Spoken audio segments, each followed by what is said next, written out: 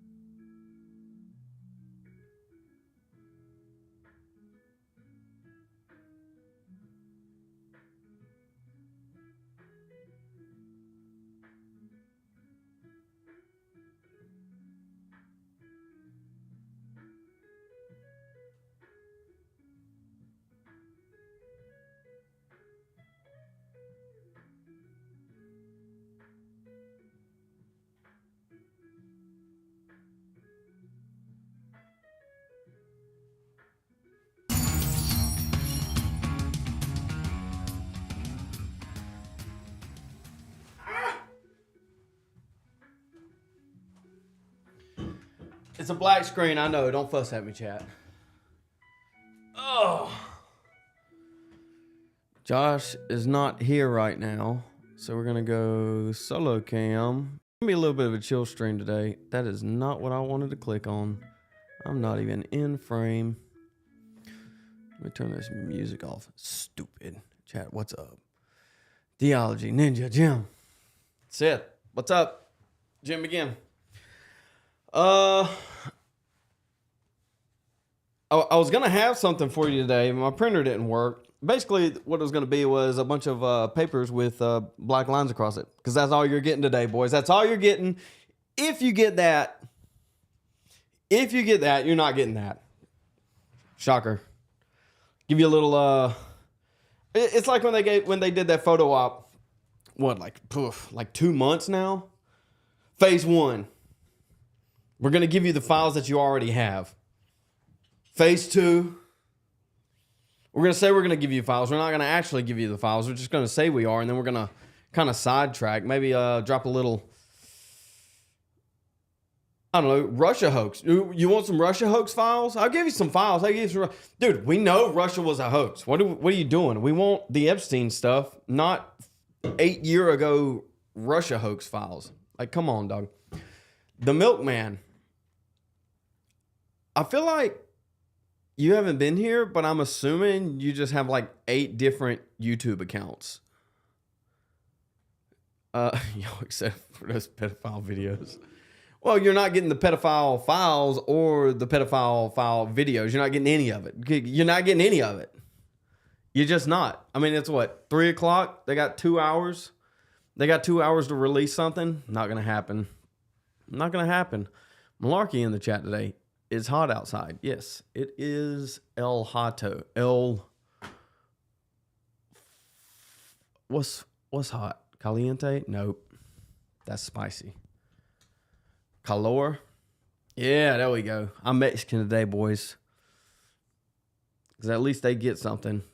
They get all the freebies. I want some freebies. Give me some freebies. I just want freebie files. Oh, if they don't release, I'm going to release all of my discs. Can we get the birthday card? Dude, there's a couple. So I thought about doing that too. I thought about drawing up a birthday card for y'all boys, but I don't really want to cover that. I mean, if y'all want to, we will, but I don't care to. The baseline on that one is it's obviously fake. I don't remember if y'all remember when Adam Schiff was, they were having a hearing and Adam Schiff was like reading off transcript from Trump that he made up, that he admitted he made up and still read it off. I mean, it reads exactly like that. Like whoever wrote that probably wrote the birthday card thing. I think it's obviously fake. I don't know how it's not fake. And it's really odd with everything that's coming up recently. It's like almost all at one time. So I don't know. It just seems like there's factions fighting, and Josh probably may disagree on that, but he'll be in here in a minute, so y'all can listen to his voice. I don't have a solo reaction outline, but I can fix something real quick. Y'all ready? Set. Let's do this. I will just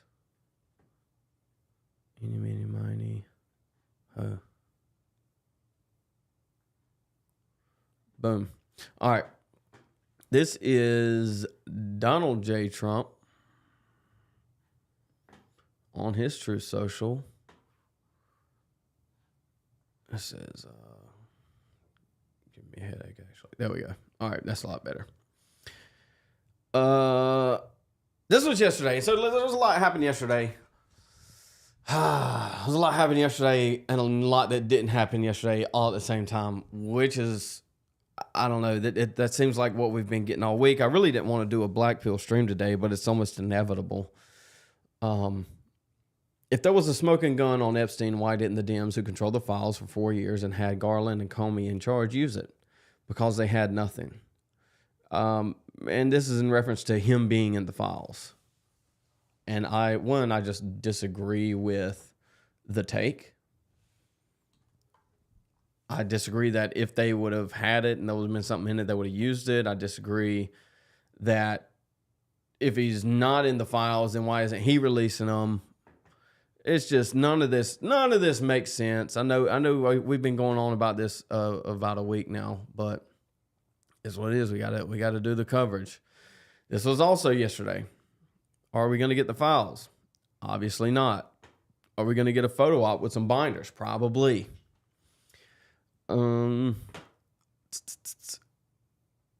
if he was in them, they'd be out. I don't think so, man.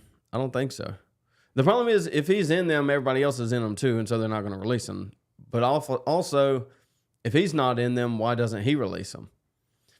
Because everybody else is in them too. I mean, you have to understand that the levers of power is at the top. It's all one big ball of yarn, and Epstein Files is a thread that they don't want to pull on. Attorney Pam Bondi, has she not lied to us about something, about anything? Like, has she told us the truth on anything since she's gotten in here? I'm just assume no, because I can't think of anything off the top of my head. You can't use all your aces. Sure, but don't act like you're brushing it under the rug and that it doesn't exist. Just say, hey, I had the files. I might leverage them. I need my base to calm down. Instead of chimping out for a week and a half. I don't blame him for using the files. But this isn't the way to do that. And you don't call your base stupid in the process. Like we covered yesterday. He called them stupid. He said they bought into the Democrats hook, line, and sinker. I mean, he's calling us a bunch of liars and retards. You don't do that in the process of saying, hey, I have something that I can leverage. Let me. So. Oh, he's saying the Democrats can't use all their aces. You mean blow their load with releasing the Epstein Files during Biden administration? Or even now? Yeah, probably. I mean, the Epstein Files and what's in the Epstein Files is I would say the most powerful thing, like a collection of things in the world right now. I mean, you can pull every lever of power that you want to just by possession of it. They said we went to the moon. You waiting for them to release the proof? They released the proof. They made a whole movie about it back in 1969. If he's using the files to get stuff done, why isn't anything getting done? Valid. He's not. Milkman said he meant Democrats, but same thing. Trump's busy building the wall. Give him a break. Yeah, dude. The border's secure, guys. It's secure. The border's secure. Just look around. There's no immigrants here. The border's secure. You just don't look. Just close your eyes. Close your eyes and everything's okay. It's like the monsters are under my bed. Finally. What? You going with no lights on today? Well, I was running late and chat was yelling at me in chat, and I had to make some decisions, and I just didn't end up fixing the lighting situation. Mm-hmm. Josh, Sugar, we on time, baby. Y'all what you talking tell Josh about, stop being late.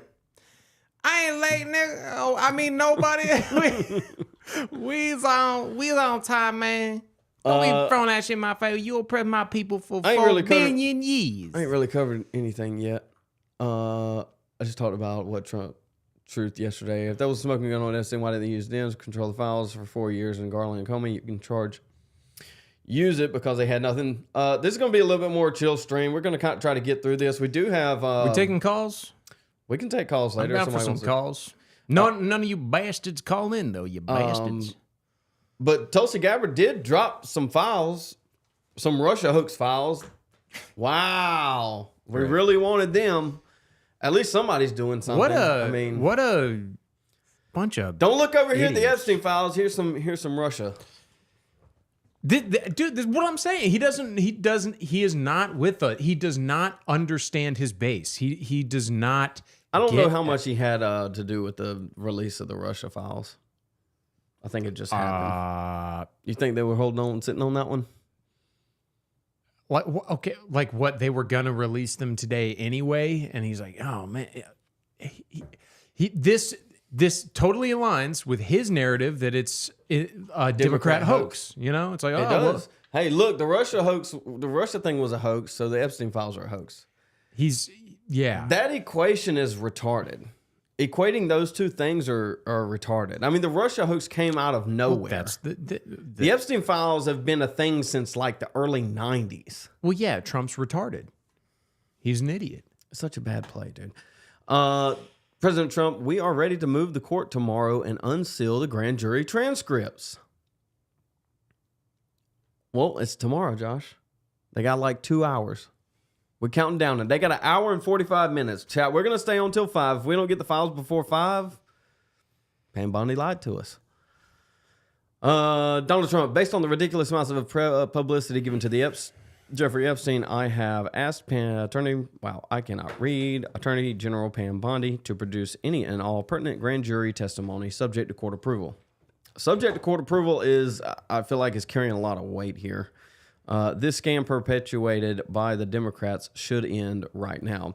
Not only is the subject to court approval carrying a lot of weight, Damn. How much is going to come out with the grand jury testimony? I feel like that's crumbs comparatively to what should actually be released. I mean, I guess we don't know until we know. Yeah, but I mean, I feel like that's like, I don't know, feeding the chicken some corn. Here's the thing, and we've been talking about Epstein for this entire week. We and, won't and stink! the end of last week. Here's what's going to happen.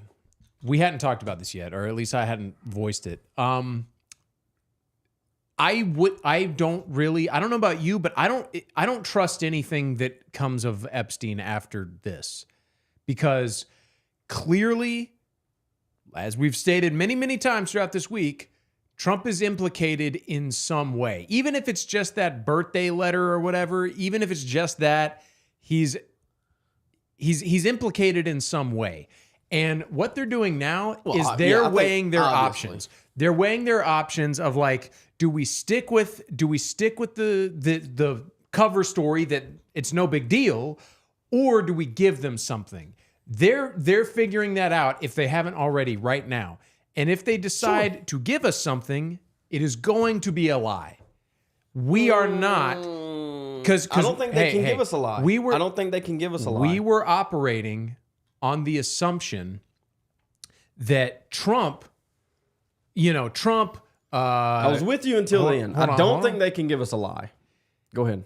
They can give us a half truth. Okay, that's a little bit different. Sure. Okay. All right. So they're going to give us a half truth. We're not going to get anything meaningful. They're going to give us grand jury testimony. Grand jury testimony isn't files. Grand jury testimony is like, oh, Ghislaine Maxwell came in and told us something. It's like, that's exactly what I'm saying. Ghislaine anyway? That's what I was trying to get at. Is the grand jury files is an attempt to throw some water on it. I mean, grand jury testimony is like secondary information. Of course, but what concerns me is that the vast majority of MAGA won't get that. They'll think the grand jury testimony actually means something. That's exactly what they're hoping. They're going to give us bullshit in the hopes that will put a little, douse a little bit of this fire.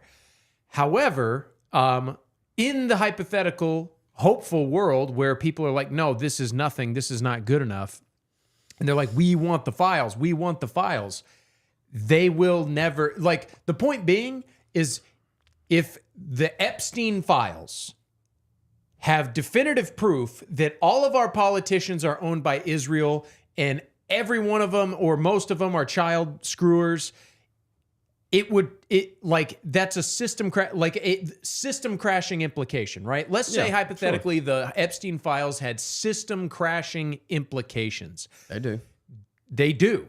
We believe it. They do. Donald Trump, at least right now, was the only hope we had that we would get them, because we thought Donald Trump was not connected, or not connected in any meaningful way, or not controlled by whoever is in charge of it.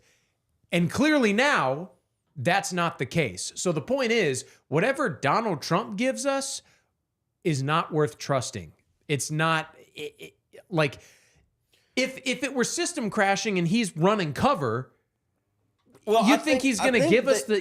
Like he's going to give us all the files now just because of peer pressure? They can't outright lie. They can't just fabricate something. It'll get sniffed out too fast. Sure.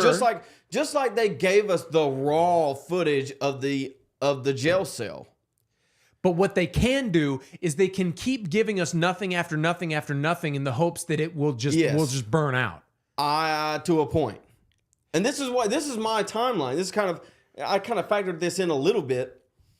I said 4 months like a week and a half ago, 2 weeks ago. So we can sit on that 2 to 4 months. Give me a little leeway.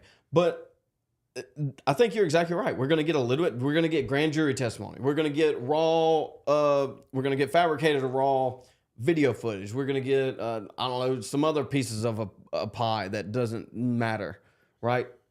We want pecan pie, and we're over here getting mud pies. That's what we want. But you're getting a pie, Josh. You're getting a pie. Here's a pie. Here's a pie. To the face. You mean pecan pie? I don't know what pecan pie. Oh, pecan pie. Yeah, that's the proper pronunciation. Pecan pie. But yeah, dude, I don't know. Let me fix this real quick. Oh, it's not even up there. Jeffrey, you gonna give us any information, dude? Just kidding. That's not Jeffrey. He's not dead yet. I do that image you pulled up the other day, which I remember. I do think that's a good one, dude. That's good, Lord of the Rings. I think it's crazy if they faked Epstein's death and then he immediately went back to the island. They did. No, that's what I'm saying. I'm not saying that's crazy and it's crazy to believe that. I'm saying it's like that's crazy. You know, like yeah, that's he was a like, crazy I move. gotta go get my favorite. I gotta go get my painting. He's untouchable. He's an untouchable dude. He has all the data. And even if he was just a patsy, if he was just the one that was, where do you think he would be now? If he had access to it, any competent person would make copies. You know what I mean? Even if he was just like a pass through, which he probably was to some extent, you would make copies of it. You would have files on standby. Don't Ninja's trying to get us killed. What do you say? Do you think the Beast would miss the next few shots? Oh, okay. I misread it. When he said the Beast, I thought he was implying he was going to shoot at Trump's limo or like. Everybody is untouchable. Apparently, everybody is untouchable. He's saying touchable. Oh, everybody is touchable? That's what he said, yeah. The person that is... Clearly not. Yeah, clearly not. I mean... You could touch Jeffrey Epstein if you know where he is, do you? Who was the guy that got killed that said he had a kill switch? McAfee. He should have been untouchable. He said he had a kill switch, but it never went off. You know what I'm talking about? Mm-mm. This sounds familiar, but I don't know. He said he had a bunch of information on people because he sold them laptops, McAfee, the antivirus. He put a bunch of antivirus in their computers, sold them the computers to the government, pulled all information from government computers and had it stored, and it was on a kill switch when he died that it would release information, but we never got the information. So I guess he lied about the kill switch. That was a while ago. Or they beat it. People just don't want to enough. Luigi did. Ooh. Milkman okay, said, I got a quick question. Do you think that was real? I'm not convinced it was him that did the killing, if that's what you're asking. You're like, you think it was someone else, or you think it might have been someone else? I think it might have been someone else. And so you think he's a patsy? Yes. Why? We'd have to go back and look at the footage, but basically it doesn't look like him. And the person doing it acts as if they've done it before. But anyway, that'd be a longer conversation than this one. We're gonna get to that in a little bit, guys. Milkman, Myron Gaines said Tulsi would be the one with the files showing who Epstein was a patsy for. With DNI. I mean, she probably has the information. Yeah, but the FBI has admitted to having the information. It was on Pam Bondi's desk, and then it wasn't on Pam Bondi's desk, and then it was at a New York department, and then it wasn't at the New York department, and then she was going to have it on her desk by 8 o'clock the next day, and then it doesn't exist anymore. I mean, sure, Tulsi probably has the same information. It's all the small hats never lose. Yes, apparently. Oh, they lose sometimes. Like, they've probably lost like 109 times or so. Would you say, Josh? Well, probably a couple thousand, just specifically 109. I guess get back through this. We talked about this. Yeah, I don't know. I'll be waiting on the files. I'll keep refreshing the Twitter and the news articles and see if anything comes up on that. But guess what, guys? Gas prices are dropping. Josh, gas is down, dude. Isn't that fantastic? Isn't it so fantastic? You know, instead of paying like you guys still pay for gas? Instead of like $3.30, it's like $3.29 now. Aren't you so glad that gas is dropping, dude? He's so desperate to be perceived how he used to be, and he's just not. What's Ninja talking about? For people so obsessed with vengeance, y'all should do expect everybody else to give it to you. Who's obsessed with vengeance? I don't understand the comment. Ninja. Get with it, Ninja. Type more words. Or call in. We're going to have call-ins today, boys. Yeah, call in, Ninja. Anyway. He's called in before, right? Yeah, he just called in before. I think it was one of our first. Yeah, he was our first. He popped it. Never mind. Anyway, this is a clip of CNN. This, yeah. And not only CNN, I think MSNBC didn't play the clip, but they had a headline of talking about Nick Fuentes, too. I wonder, I mean, because before you play it, Nick and Ye had a meeting with Donald Trump. It was like 2 years ago. And, according to everyone there, Trump didn't know who Nick was. And I remember wondering during the election, I was like, does Trump know who he is well enough by now? And now now he definitely does, Well, he has to. But my question is, have to, though? if that's what I was wondering, and that's what I'm kind of getting at here is if Donald Trump, dude's like 80 years old, how old is he? Didn't know who Nick, even a little bit know who Nick Fuentes is in 2023. To me, it's like, look, it's not definite. It's not an airtight argument, but I'm saying I'm kind of using that as a little piece of evidence to show just how disconnected he is, or, which I think is actually more plausible, that his Twitter, they're controlling what he sees. You know? I know for a fact they're controlling what he sees. But you have somebody like Barron Trump that's around him that's in touch with all of that area. But how involved is Trump and Barron? During the campaign, apparently a lot. That's why he went on all those podcasts. So I don't know. Yeah. All right, so the people who are saying this aren't people who were are the people who vaulted Trump back to the White House, like Nick Fuentes, the white nationalist whom Trump has hosted at Mar-a-Lago. And now he says, if you're not on board with the Epstein cover-up, I don't want your support. You're a weakling. You. You suck. You are fat. You are a joke. You are stupid. You are not funny. You are not as smart as you think you are. We are going to look back on the MAGA movement as the biggest scam in American history. I mean, to think that those words came out of his mouth, they're going to look back on the MAGA movement as the biggest scam in American history. I mean, these are people who made their names on the MAGA movement, inside the MAGA movement, by support of Trump. And their attacks are heard by millions and millions. I guess the obvious question, Josh, maybe you have an answer. I have a little something of an answer.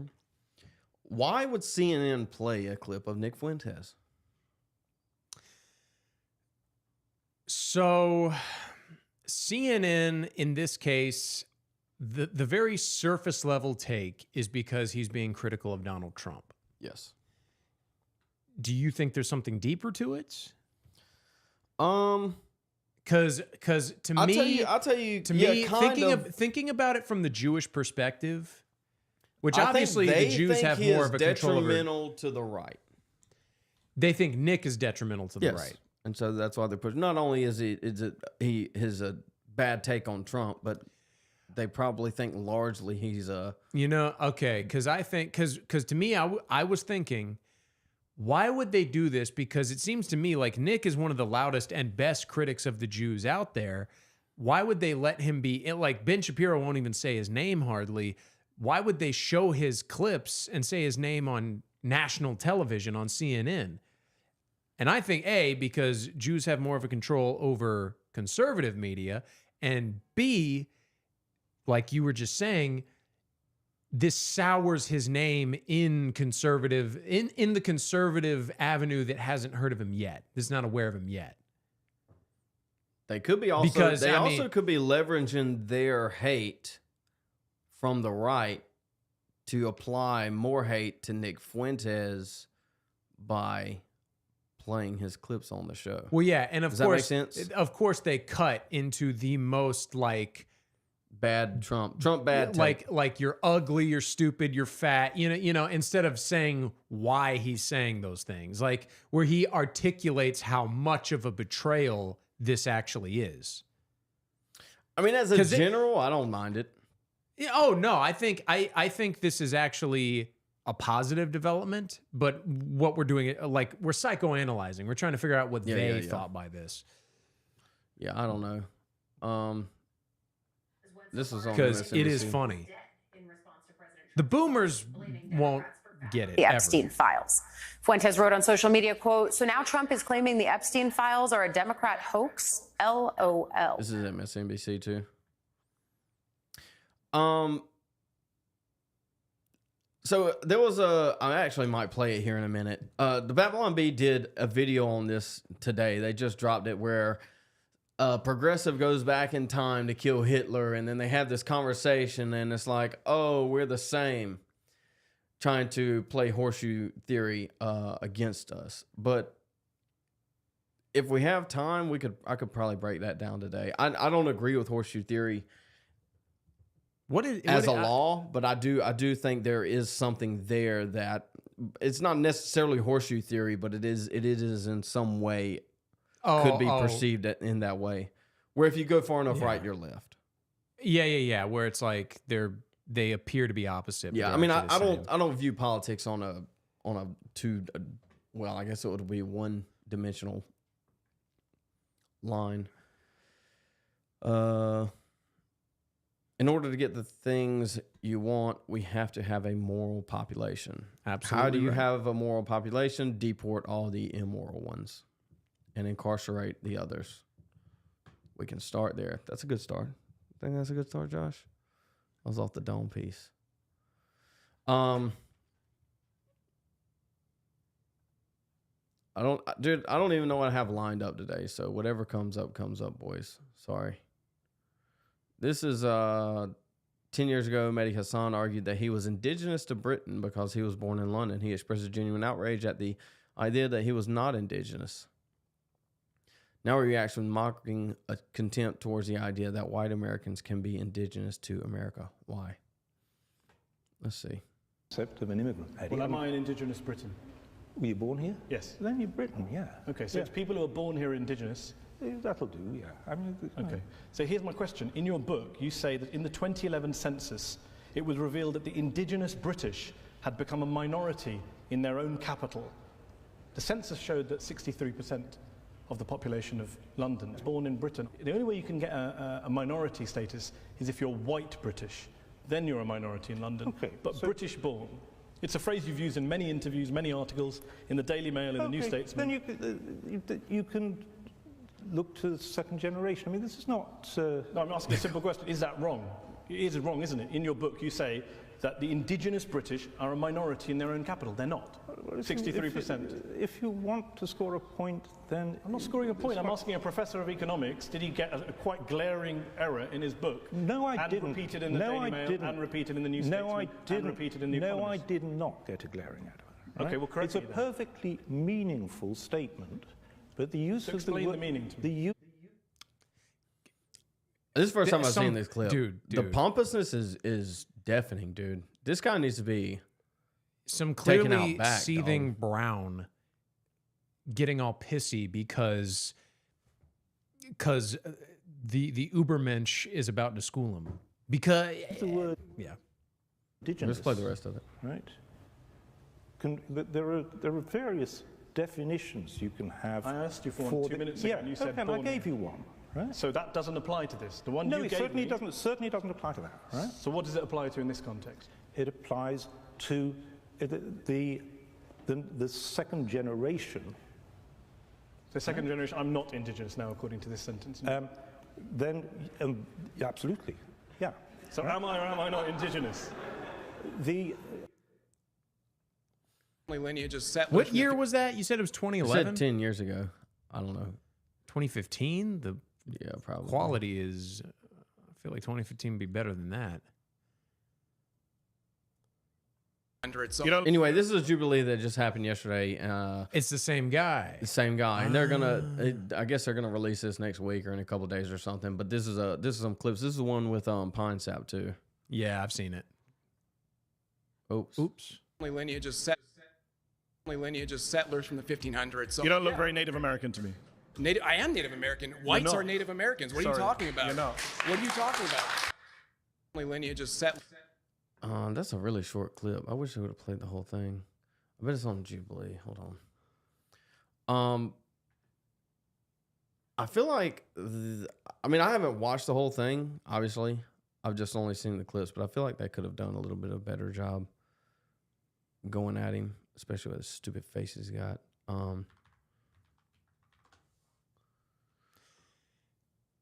Is it time to start having the same kind of tactic that they have? Just like ignore what they say and just say you hate white people. You hate You don't white look very people. Native You American hate to me. you Native- hate I am heritage Native American. Americans. Whites You're are not. Native. And then they go, no, it's not. I'm like, yeah, you do. You do hate white people. We deserve a country. We built this country. The Indians that were here on the land before us did nothing. We built it. It's prosperous. Your parents came here. You came here because we built this, and you hate us for it. You blame everything on us, and yet everything you have is because of us. That's you very hate white Jared people. Taylor of you. Just speak over them and everything. Yeah, I mean, inevitably that's what it's going to have to boil down to. Quit trying to convince these people. They're not hard. Half of them aren't even there. Half of them, these aren't even like real people. Well, it's like, again, we go back to Sam Hyde. I'm tired. I don't want to discuss it anymore. These people are bad faith. They won't accept it even if you explain it to them. They don't care, so why try?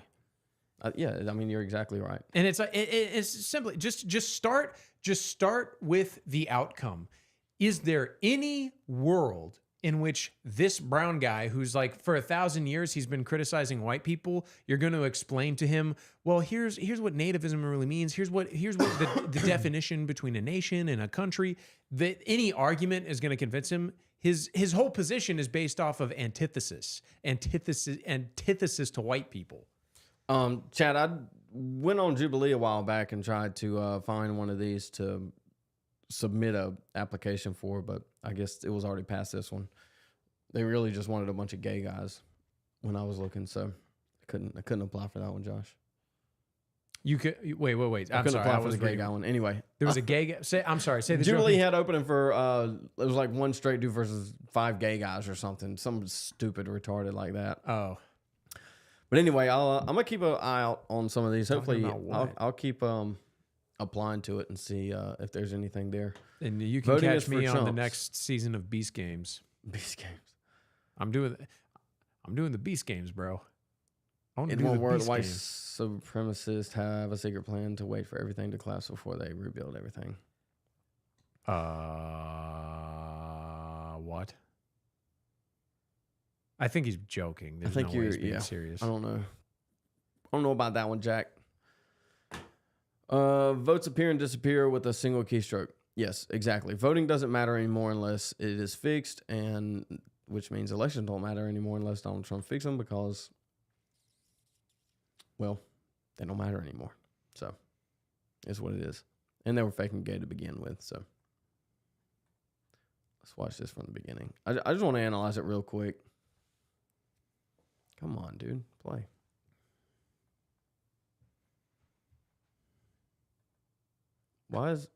What's going on?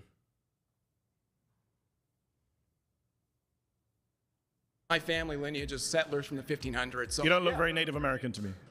I am Native American. Whites not. are Native Americans. What are Sorry, you talking about? you're not. What are you talking about? You're a little bit more than a far-right Republican. Hey. It said no. Like no defense, nothing. He just said no. I mean, if I make a claim and you say no, like there's nothing to be had. There's no conversation to be had. And here's he's not a person. Like his position is whites belong nowhere. That we shouldn't exist. It's simple as that. Well, his position is whites belong to give him what he wants. Which is civilization. So build civilization for him. There's no difference between him and an actual indigenous European. Yeah. But there is a difference between a white person and an indigenous Native American. All right, Republican. Hey, what can I say? I think you can say I'm a fascist. Yeah, I am. Listen to me. I am an... I mean that's Hell yeah, this is dude. definitely the take. W. Pine Sap. The I think he's called Feels Guy on Twitter now, but this is the take, dude. If they accuse you of being a racist, sexist, bigot, homophobe, whatever word, fascist, whatever word, just say yeah, I am. I mean, and then they have nothing. They're just so dumbfounded because their words have worked for so long that they don't know what to do. They can't defend their actual position. I'm speaking from personal experience. Get the hell out. I don't even like... I should get the hell out. Yes. Why? I don't want you here. My first... It would have been better if he said you don't belong here, but sure. is Donald Trump is pro-crime and pro-criminal. What? Donald Trump is pro-crime and pro-criminal? Well, Donald Trump is defying the Constitution. Wish he would. is defying the Constitution. Immigrants overall are good for America. Donald Trump's plan for Gaza is ethnic cleansing. I'm Mehdi Hassan. I'm a journalist. I'm the editor of Zeteo. And today I'm surrounded by 20... Anyway, maybe we'll do a little bit of a review on that when it comes out. Maybe, maybe not. I don't know. We'll see. Next up... I don't even know. I just saw this. We're going to watch it together too. Chat, what do we think about the Jubilee video? Malarkey. What's worse, white supremacists, black supremacists, Jew supremacists? Well, only one of those can be true. Well, okay. What's worse? I guess it depends on the context, but I would say Jewish supremacy because that's what we have now, and they're clearly doing a very good job at it. You're a rare case, Malarkey, but a lot of blacks are black supremacists, and I'm sure you're aware of that. White supremacy is what we had for like 1,000 years, and was it perfect? Of course not, but it was clearly better than what we are headed towards. Do I want FBAs running everything? No. No. Listen, I'm perfectly fine with white supremacists in white countries and black supremacists in black countries and Jewish supremacists in Jewish countries. I have no issue with this. Just stay in your country, don't invade mine, and then claim that you built it. Anyway, Stephen Miller, here we go with the Jew.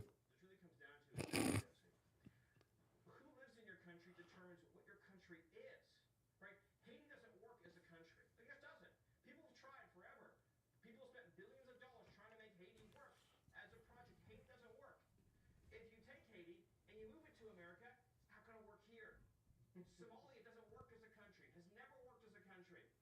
You take Somalia out of Somalia, you put it here, it's not going to work any better. It's not about how you feel about an individual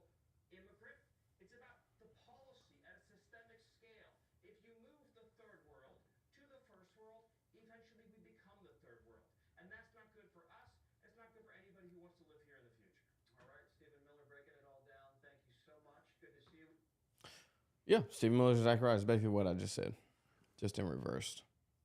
Can't hear vid. Oh, no. Shenanigans. Let's try again. Why is it not playing? People spent billions of dollars trying to make Haiti work as a project. Haiti doesn't work. If you take Haiti and you move it to America, it's not going to work here. Somalia doesn't work as a country, has never worked as a country. You take Somalia out of Somalia, you put it here, it's not going to work any better. It's not about how you feel about an individual immigrant. It's about the policy at a systemic scale. If you move the third world to the first world, eventually we become the third world. Pull up Malarkey's big comment, that one. So I just hate any supremacist doctrine. However, I understand that America needs to remain majority white in order to keep its culture and identity. So I get what you're saying here, Malarkey, but the thing is Zeb and I both would agree there's actually nothing wrong with the supremacist culture. Because the thing is as you know, we've talked about this many times, inequality exists. And my point is like, so if you lived in Ethiopia, and let's say if you lived in a all black country that was functional enough, you know, it's not on par with America. It's not as bad as like Somalia or something, but it's functional. And then you get a large influx of Asians. And as we see, Asians just outperform in schools compared to blacks.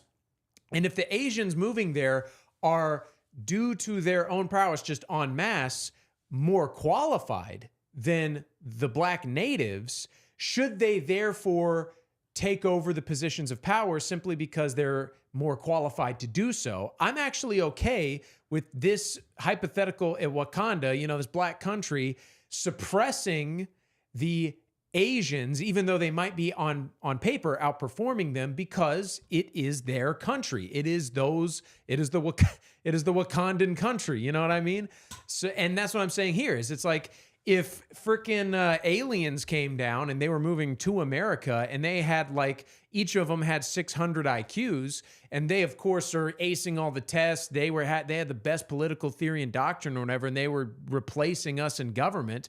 I'd be against that. They might even run the government better, but I'd be against it because they are not me, because I am not them. And this country was built by my extended family. Theology says we got to stop trusting Miller. Yeah, I'm I not agree. sure I trust Miller. I don't trust anybody in that administration right now. None of them. Not one. But when it comes down to language, this speech, he's a Jew and he's very good at it. And so when he gets on TV and he says good things, I'm perfectly fine with saying that, yes, and he said the good things. Here's the thing though, because also while you're here, chat, like the stream. You've glazed JD Vance and Stephen Miller before. Sure, I think those two, the language, like the things they're willing. I've glazed Nick a little bit too. Oh, sure. But what I'm saying is, just because someone is saying something we agree with on TV doesn't actually always mean it's beneficial to us. Stephen Miller coming and talking about how Haiti sucks because of Haitians, this is jingly keys. Because when push comes to shove, policy-wise, we're not getting anything. Yeah, it's not being, there's no production actually going on. Katarlson and Prezi. Adam, welcome, dude. Tyrone, welcome. Let's see. Iran. Hello, Iran. Yeah, like I said, if y'all sticking around stream, go ahead and like it if you don't mind. And if you're not sub, go ahead and sub. But beyond that, let me double check, see if we've gotten any other files other than the Russia hoax. We're going to read through those real quick. I mean, there's not a whole lot going on. We can get through this, and then we're going to open up to, let's see. Oh, Lord. We're going to open up some Zoom calls probably today because it's going to be a little bit shorter stream. Does removing their status not count for doing something?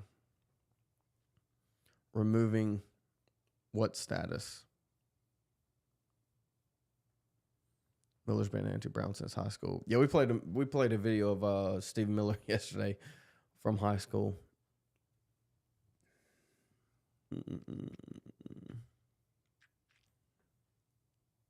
The Haitians. Yeah, I mean,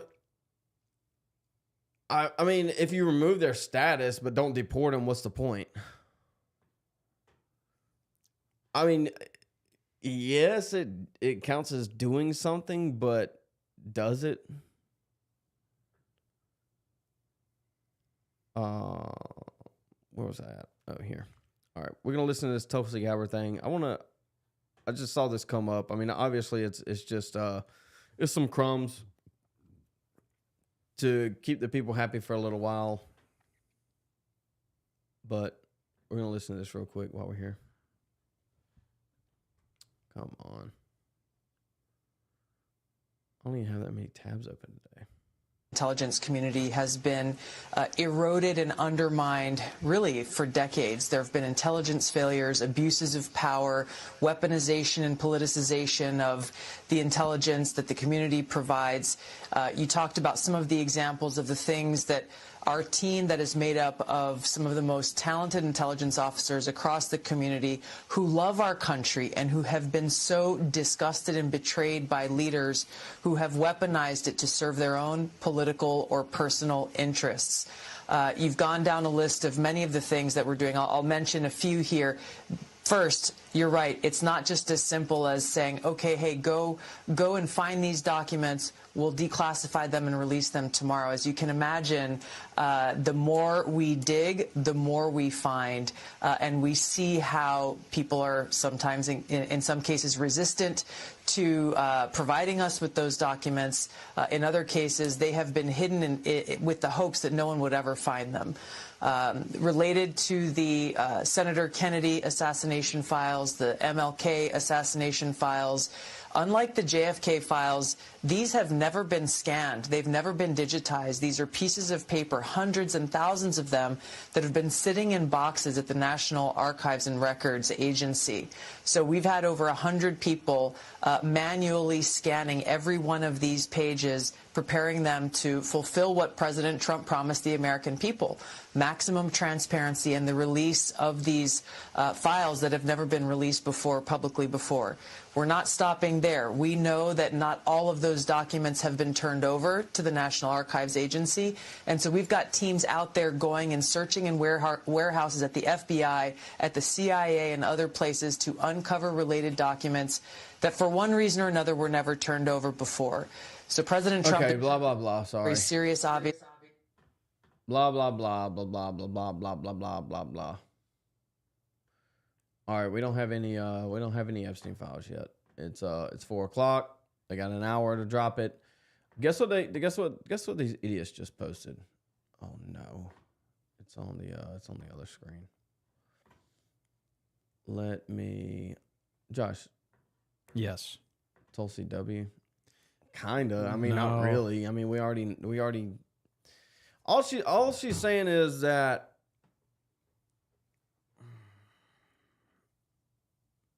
Trump-Russia collusion was a hoax created by the deep state and Comey and all those guys. It's like we already know that. Cyber manipulation of U.S. election infrastructure remain a challenge. We assess that Russian criminal actors did not impact recent U.S. elections by result of. Yeah, I mean it's there's nothing here. Nothing new. It's just, I mean, I guess it's quote unquote official.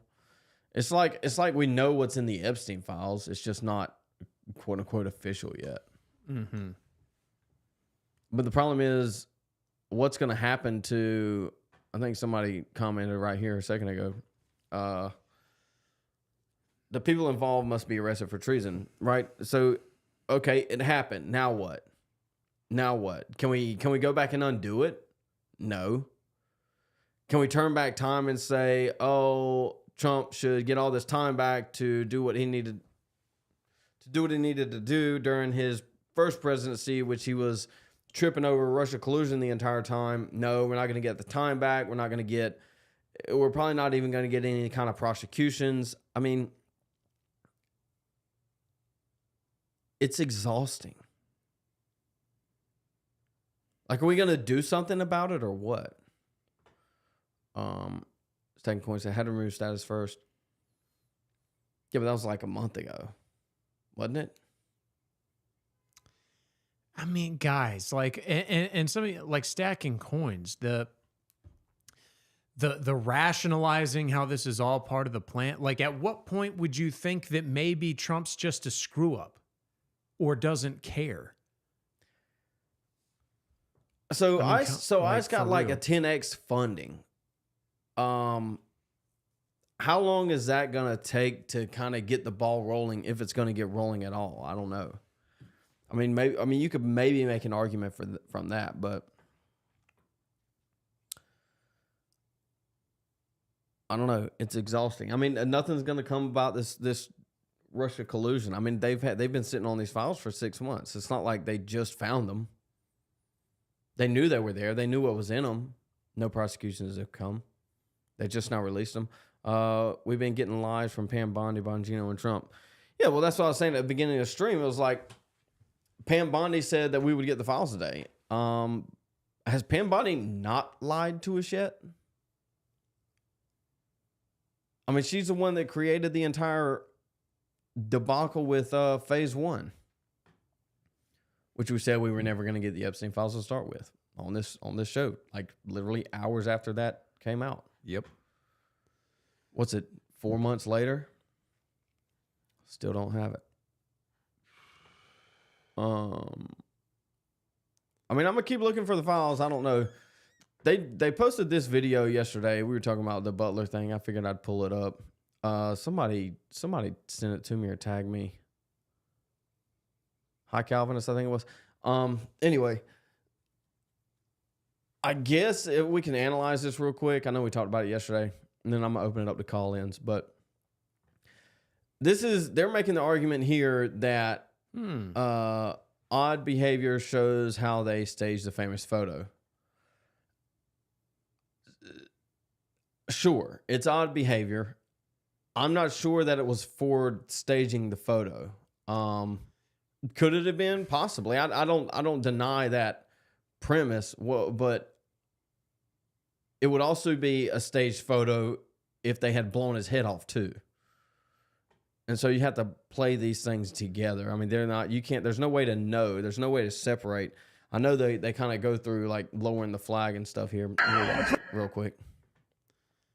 Moments after the shots were fired, a member of Trump's team rushed to the side of the stage to gather photographers. Make it bigger for you. President's been shot. Oh no. No. Either that or they're covering. We don't know. Either that or they're covering him. We love you. We love you, President Trump. We love you. We love you. He ushers photographers in from the left side of the stage. Trump does? No, he is, I guess, the guy they were talking about? No, just I guess some guy kind of orchestrating this thing. The guy in the circle. Yeah, we'll watch it. It's saying just play the full video. It's saying new angle from Butler. I mean, we've had this angle for a while now. President Trump! We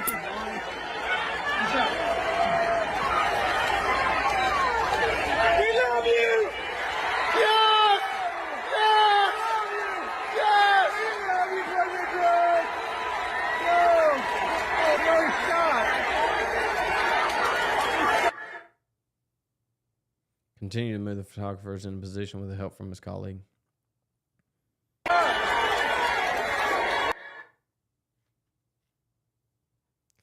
Yeah, I mean, I'm not. It's typical. It's kind of asking like media why photographer is behavior. Yeah. It's like, why is this guy getting photographers into position? Why is the guy filming the video? It's because he's trying to get a photo of a historical moment. I mean, it doesn't mean necessarily that it was planned. And the flag moving down into position. Why, like, what's the take on that? Like, I've never even heard that before. Did it move, or do you just see it? I don't think it moved. I don't think it moved either. It was probably wind or something. But yeah. This is the kind of like pick the right hill to die on, guys. Like this, like as Zeb said, this isn't even new footage. It's the first time I've seen it, but I think Brick Soup posted it like a year ago or so. But let me address stacking coins, and then we'll open it up for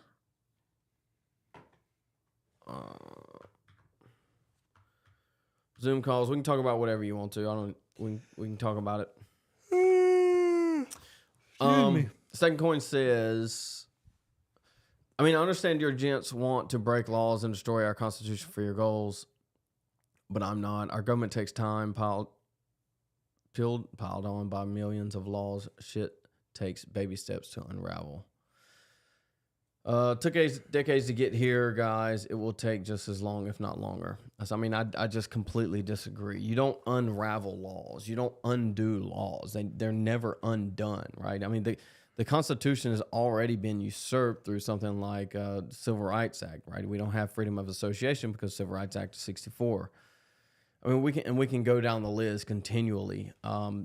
It's not something that can be undone. And if it was, even if I hold your position and agreed with you that it should be that way, it would take not only decades, but continuous decades of uninterruption. But we have 4 years of presidency. We have 6-year senators. We have 2-year congressmen that are in and out, that are not even on the same page. So we can't even have a common goal to achieve. It's always interrupted. And so if you look at history, throughout all of history, it's always gradually left and suddenly right. And this suddenly right is almost always some type of revolution, whether it's physical or political. It's always going to be a revolution to the right. And to shy away from that is I don't know, is a denial of reality. Really, it's what has to happen. Would I prefer that it wasn't this way? Yes, but it is this way.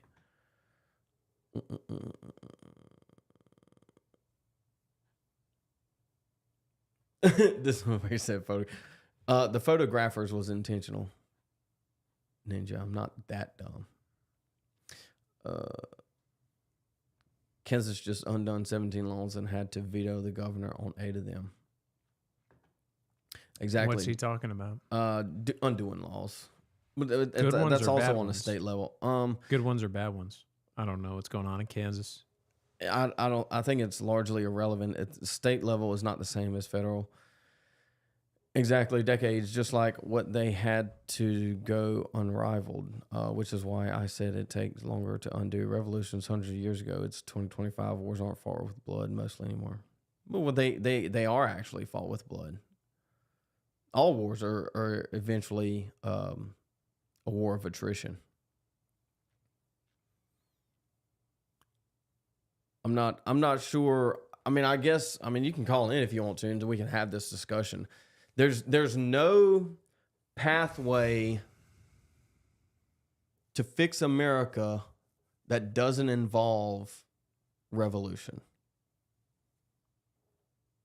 It's practically not possible. There's no political answer with respect to establishing laws. We have the laws on the books to fix everything right now. It's just that we're not enforcing them, right? We talk about the adultery thing at Coldplay. We have adultery laws in like almost half of the states in America, but they're not enforced. And so if the law isn't enforced, is it even a law? And the answer is obviously no. How did we get here outside of a revolution? Well, it's like I said, throughout history, it's always gradually left and suddenly right. How did we get here? Because we compromised to the left. And you see this all the time. It's just like we watched that video a second ago where somebody said, well, you're not really a far-right conservative. You're something further. And he said, yeah, I'm a fascist, or you're like a fascist. And he said, yeah, I'm a fascist. Right? This is a problem. We never and this is only recently, we've never compromised to the right. It's always a compromise to the left. All you have to do is look back at the one beautiful bill that Trump's pushing through. It has compromises to the left all throughout it.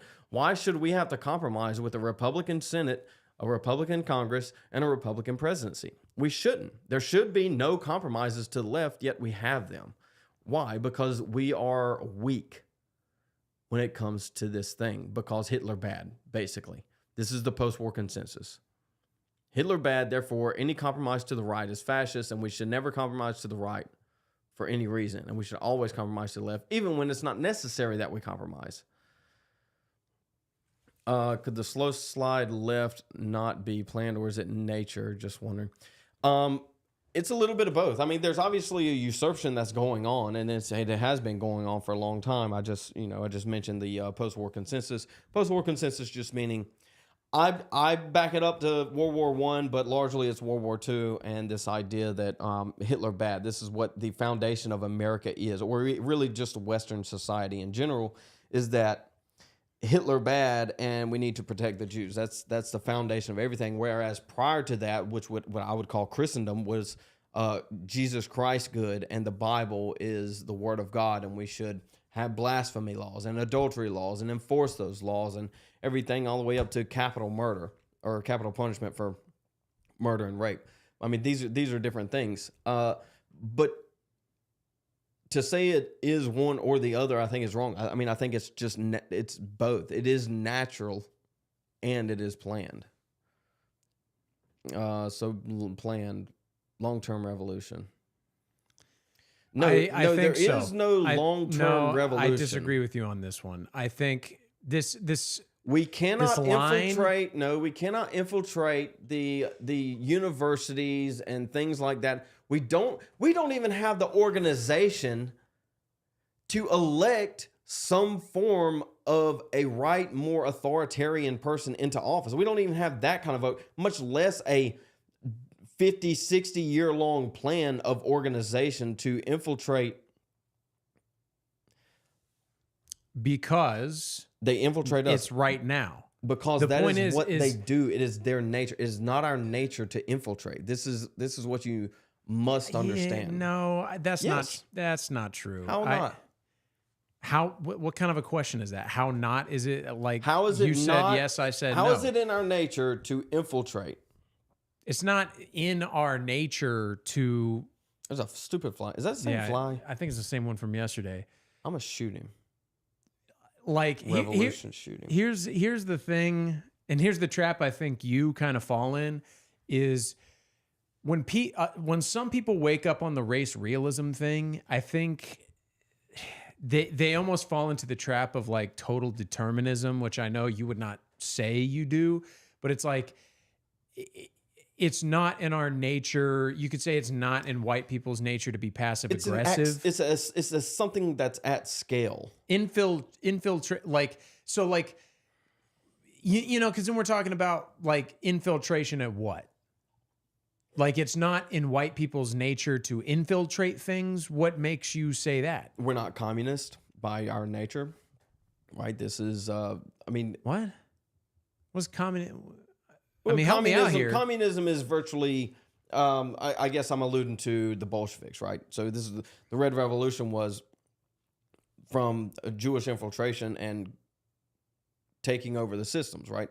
They've done the same thing in Europe. They've done the same thing in America, except it's a little bit less bloody over here because it's taken more time. Now, I agree with what you're saying, that if the plan is to basically get white people en masse to infiltrate, but like lie and not be transparent about their intentions, if that's not what I mean by infiltrate. Do you infiltrate?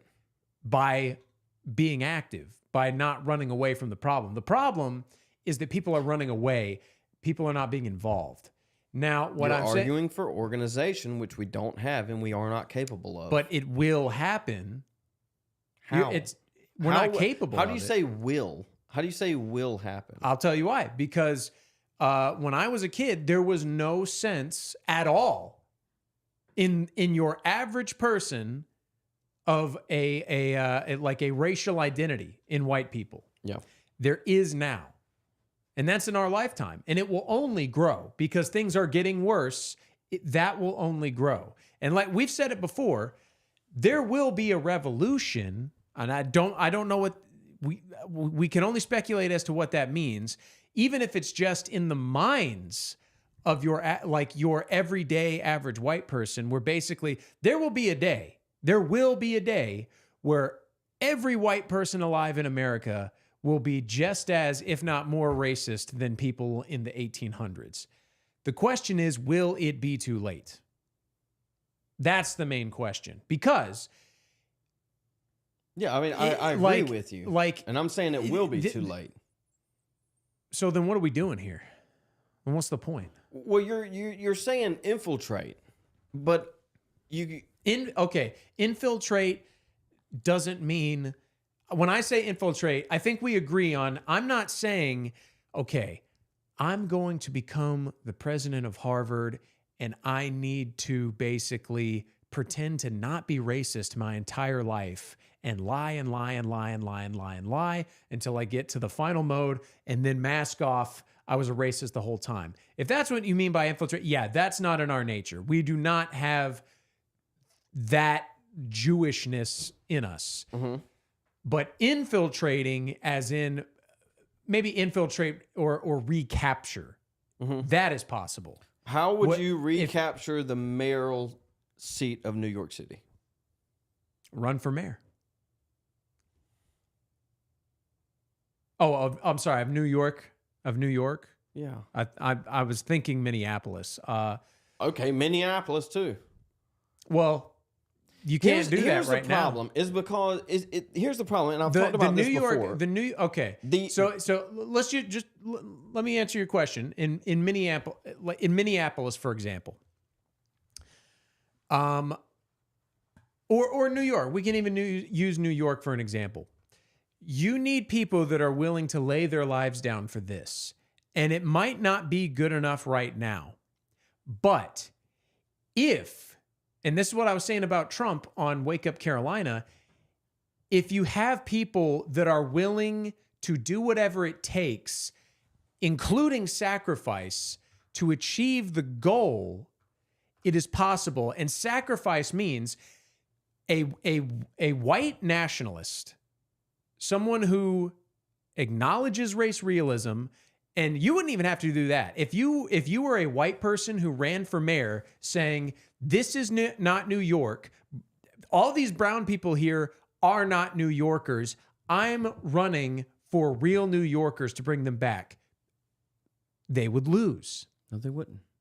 Oh, yeah. They would lose. Yeah, they would lose. They would lose.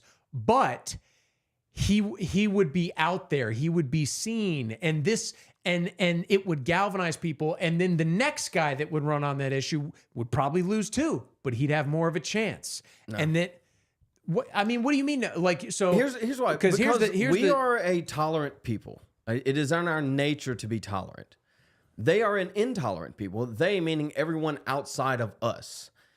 And so specifically with New York, Minneapolis, there are you had large portions of it Somali, New York. I mean, half of them don't even speak English. These places will never be recaptured without a complete gutting of the people that live there now. And I say, I'm not arguing. Frank said, Josh is right. We're inactive. I'm not arguing that we're active. I think we are inactive. I think you're relying too much on this like our nature nurture thing. Like I'm only relying on it because at scale it matters. There is no world in which without a revolution we control New York again. There's no world, because the intolerance of a people will not allow a tolerant to exist in it. This is how we lost it in the first place. We were tolerant to intolerance.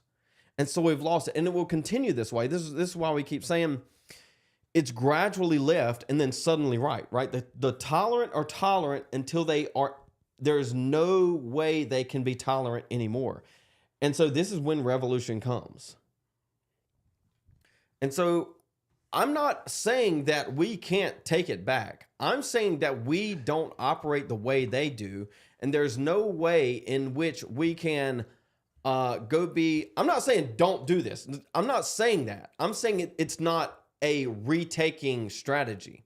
There's no world in which we can go and be a teacher at the high school or be a teacher at specifically more liberal colleges, which we created in the first place. You will get outed.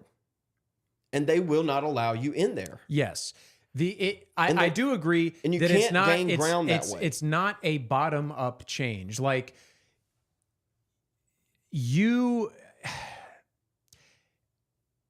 my point being is this. it not working? Hold on. What? Is Ninja trying to call in? Here, let me reset the link. Okay. I don't have anybody calling in. So essentially what I'm getting at is this, is that if the only person taking a stand is going to school board meetings to try and make the school in their district better, if that's the only person who's doing that kind of stuff, yeah, nothing is going to change. It will take the majority of people being active to do that.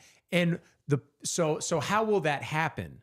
You have to get people to believe that change is possible. You have to get people to start to identify with their own people and basically and become active. What Here up, we Stacking go. Coins? Stacking Coins, welcome. Hold on, let me get you, You in want here. you want your face to be shown, or do you want us to censor it? Can we hear him? He's in the guest room. He looks Audio's like a off. college professor I used to have. How do I? Nope. Yeah, I'll put you in the middle. Oh, you're young. You're younger. No. Can you hear me? Yes, sir. Go ahead. Yes, sir. How's it going, gentlemen? Good. We're good. How are you, buddy? Oh, I can't complain. Just, enjoying the life I get to live, working from home, doing that thing. But the kids are out. Lucky you. I know. I get to call in and talk to you guys. So I really wanted to jump on this conversation. I guess there's two really big questions that I really have for you guys, and I've been watching you guys for just a little bit now.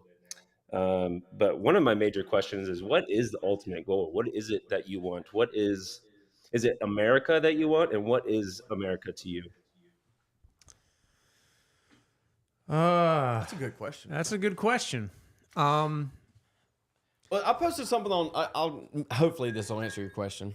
Oh, we got ninjas in here too. Give me where's my mouse? I'll go ahead and answer while you work on that. So, what is the goal for America, and what is and what's the plan? I guess was the question. So, I would say, for me at least, with reasonable expectations, I'd say 100 years from now, maybe 150 years from now, it's never ever going to be an all-white nation. That's just not going to happen. It's too big. There's too much going on, and that's never going to happen. But ideally, there would be enough of a sense of nationhood that we had even back in the 30s and 40s and 50s, that basically the sense of national identity would be the sole driving force, and that all of the people in power would be heritage or Native Americans. That's the plan. So you can have a handful of Somalis. We probably wouldn't, because ideally our immigration policy in 150 years would be that we would be having, we can have immigrants, but we want them to be contributors. Like even a nation like New Zealand, my family visited New Zealand 10 years ago, and it was so pretty and it was so beautiful. And it was like, how cool would it be to move to New Zealand? And it was basically like, they don't let you immigrate to New Zealand unless you are a contributor. And back then, they've changed it now, but back then it was like you had to be a doctor. You actually had to basically get a job in order to get a visa in New Zealand. And so it'd be something like that. So your average Somalian would probably not be able to contribute much, but you could have a doctor from India, like at one per hospital, tops. One from China, tops. That's kind of like a more tangible goal in 100 to 150 years. Maybe this will answer your question. And old Ninja over here shaved his face. But I guess to answer your question, I don't necessarily have like a goal, a utopia. And I think this is what MAGA is. MAGA is this boomer utopia of going back to the 50s, 60s, 70s, whatever it is. I don't necessarily have a utopia. I think it's not a good idea to do, to have just a goal. I think the process is what needs to happen, right? My goal isn't 1 million subs. My process is to try to stream every day and build a community. And in the same way, I think we were talking about this yesterday, MAGA is this utopic goal that we're never going to reach. Whereas America First is the process. And I'm not against y'all on this. I would prefer it to work as if Josh wants it to, as he kind of alluded to. I would prefer it work that way. I just don't think it is. I don't think that's reality. And so given that, I don't really have a goal necessarily, but I do think the process of America First is what should get us there, or America Only, how, call it what you will, but it's, we understand each other. So let me ask you this, Zeb, real quickly. Do you kind of agree with Sam Hyde's assessment that he doesn't really see a way out of it without a violent revolution? I do see a way out of it without a violent revolution, but the probability of that happening is extremely low, right? Okay. I mean, we were desegregated at gunpoint. Like if we just start there and not even go back prior to, Brown v. Board and then desegregation at gunpoint in like Little Rock, Arkansas. This is the founding of where we exist right now. The founding of that was at gunpoint. And I think the only way to undo that is probably going to be at gunpoint. Sadly, I don't really see. Yeah, I mean, it was gunpoint by our government, right? I mean, so we have to use gunpoint by the government, National Guard. Yeah, just the other day they did it at government, or it's going to look like civil war, right? So we have to use our government to do it, or if we just start building militias and attacking, it's just going to be an all-out civil war, and whatever is left of America after that is just going to be owned by China, like hands down. Period. The West will fall to China if we have a civil war. I'm not sure I agree with that. We had a civil war. You're going to create a power vacuum, just like when Rome fell. I agree with that. Create a power vacuum, right? And China is the next power. It will suck in that vacuum. And it will fill the hole, and you'll be ran by Mao China. However, just in response, a quick response to that is, in this hypothetical, it calls into question: can China militarily occupy this country? I would say probably not. And on top of that, if there were a civil war, the prevailing side would basically then be at odds with China. And I don't think even after that, like what would be the tangible goal that China would wish to achieve? They basically, in order to control us, they'd have to occupy us, which even after a devastating civil war, I don't think they could do long term. It would absolutely set us back, and we would not be dominant. But would they like control us? I don't think they could. I mean, so if we even look at the Civil War that we had already, right, and how devastating that was, and the loss of population, and how far that set us back.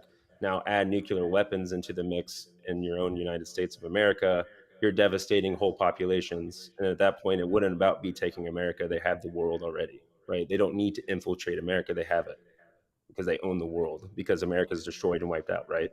So who cares about putting boots on ground in America if America no longer stands, right? You just have a bunch of road warriors or Mad Maxes or whatever is that the Mad Max? Like, you just running through America, right? Who cares if they have boots on the ground? They own the rest of the world, the other hemisphere of the world.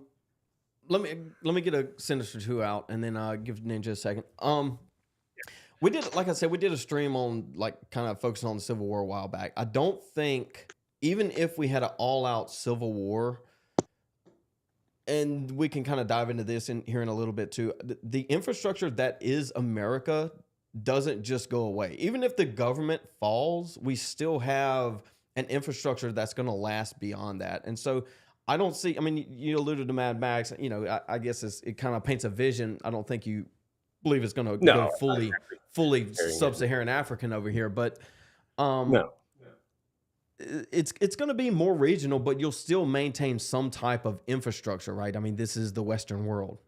Even as it's being invaded, I mean, I guess, I mean, even in the Civil War, we did keep infrastructure, right? Like especially the northern, and built new infrastructure in the ways of railroad. And it'll be unparalleled throughout history, right? I mean, a lot of this fallout from Civil War in the past, not just ours, has been very rudimentary because the systems and infrastructure wasn't in place to exist beyond it, and I think it will. Even if it is an all-out civil war, if that makes any sense. Sure. I just think the revolution, in my eyes, and you know, in 2025, it's already started. I think. Too. Sure, and it is a loaded term, and words nowadays hardly mean anything. But when I come to the true definition of revolution, it can be done, I think, without blood, or at least the minimal spill of it. I would say, and I think we've seen that 60 years was a slow, minimalist revolution that almost took over. I really think we almost lost our whole full entire country, minus the people that believed in it, right? We obviously still have people that believe in the idea of America and the country itself, but I think it was a slow revolution, and I think that's a way we could get it back. If they could do it, we could do it, right? And I would very much like to keep our Constitution and traditionalism, and maybe I'm a traditionalist. And maybe I'm just, you know, a little naive in my 34 years of age still, you know, but I think there's something there. I think there's a spirit there, a culture there that's worth saving and keeping.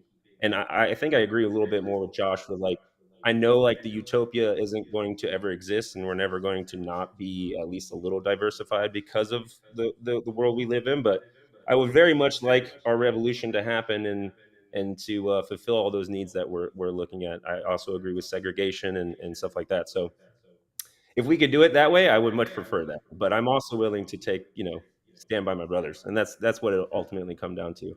But I think we need to be more active in our institutions, all of our institutions, whether that's military, whether that's government, whether that's school, and stop being afraid to build communities, no matter how much they try to tear you apart. So that's all I really wanted to jump in on the conversation. So I'm happy to let Ninja to talk and have your time. No, I appreciate it. I appreciate the call, and I appreciate you listening. And Josh says he can't hear consistent. Can't hear nothing.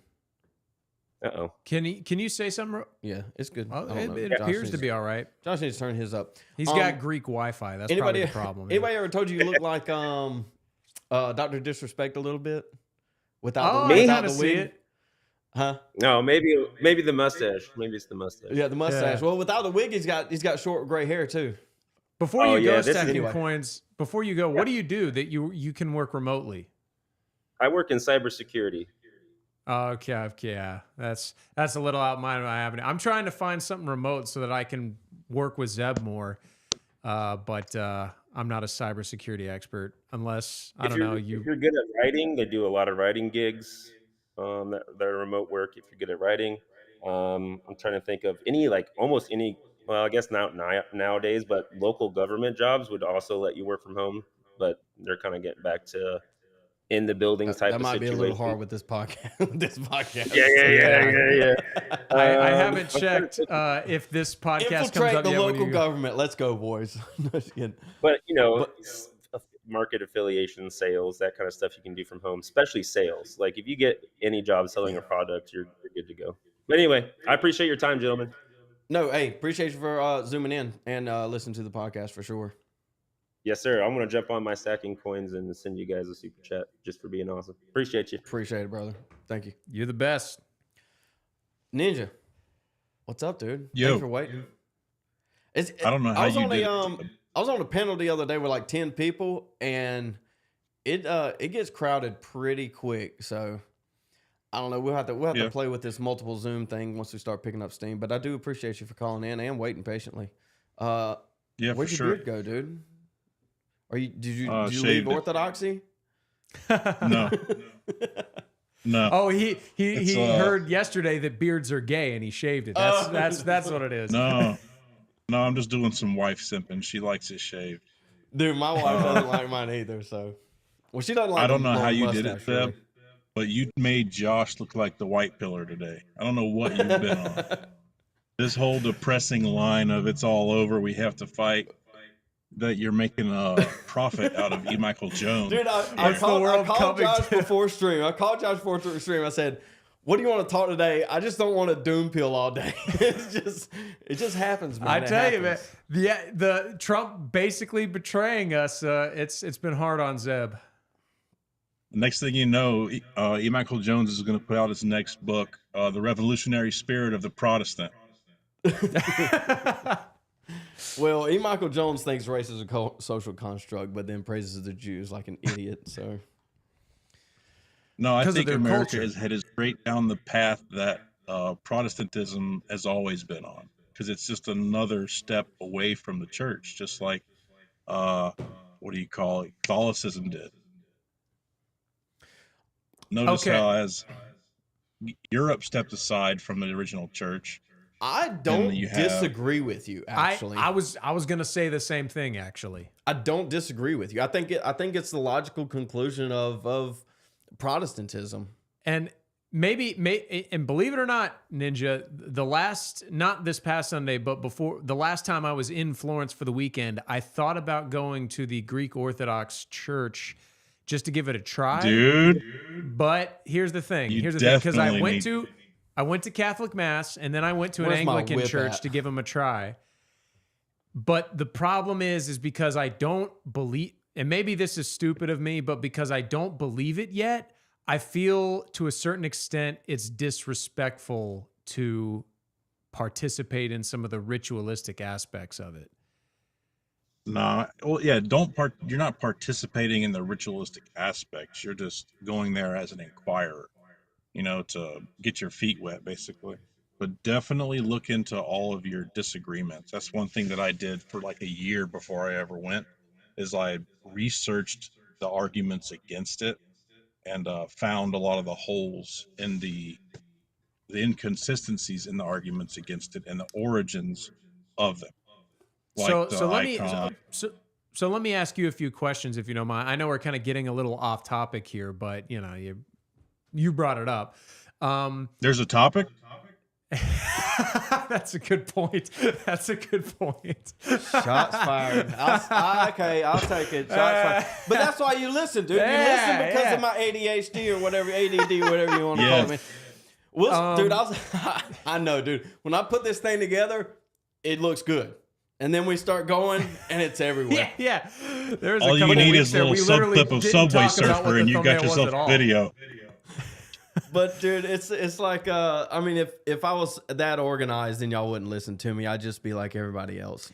All right, I got a question for you because I've actually never looked into coins. Thank you for the super chat. He did mention it for you, peace out. So thank you for that. Thanks for the convo. Keep going. Hell yeah, dude. Or heaven, yeah.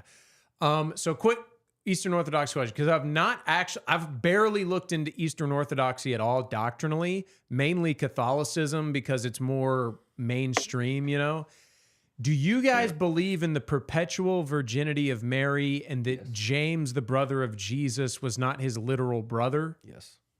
You do? The first one I'm sure of, yes. The second one, I believe that sounds right, but yes. Well, the second would follow with the first. Because I'll tell you that's an issue for me. And again, like, I don't expect you to have the answer right here, but I was just telling you, that's one of the things where it's like, if the whole point of the church, which I actually like the idea of a somewhat unified church, I think that, like, to a certain extent, I get it. But the problem is like, the Protestant belief, which I currently hold, is that it's been corrupted and that the church is not simply an organization, and that the Catholic Church specifically, I'll just mention the Catholic Church, is more of an organization than the true root of the church. Meaning, but so the like church when isn't an invisible body. Sorry, go ahead. Sure. But my point being is like the claim of the Eastern Orthodox and Catholic Church is that is the one true church. Like individually, like the Eastern Orthodox believe they're the one true church. The Catholics believe they're the one true church. And I get that. And I like the idea of that to a certain extent.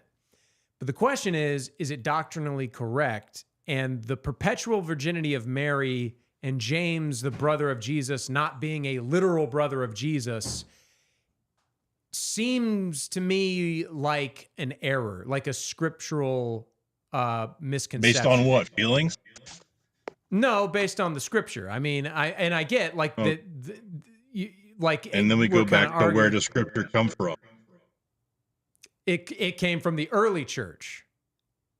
Right, the early church fathers. My point being, but the Protestants believe that the Protestants believed that the early church was like around the year 200 AD. It actually became very organized, and in those first couple centuries, it was organized and centralized to a certain extent.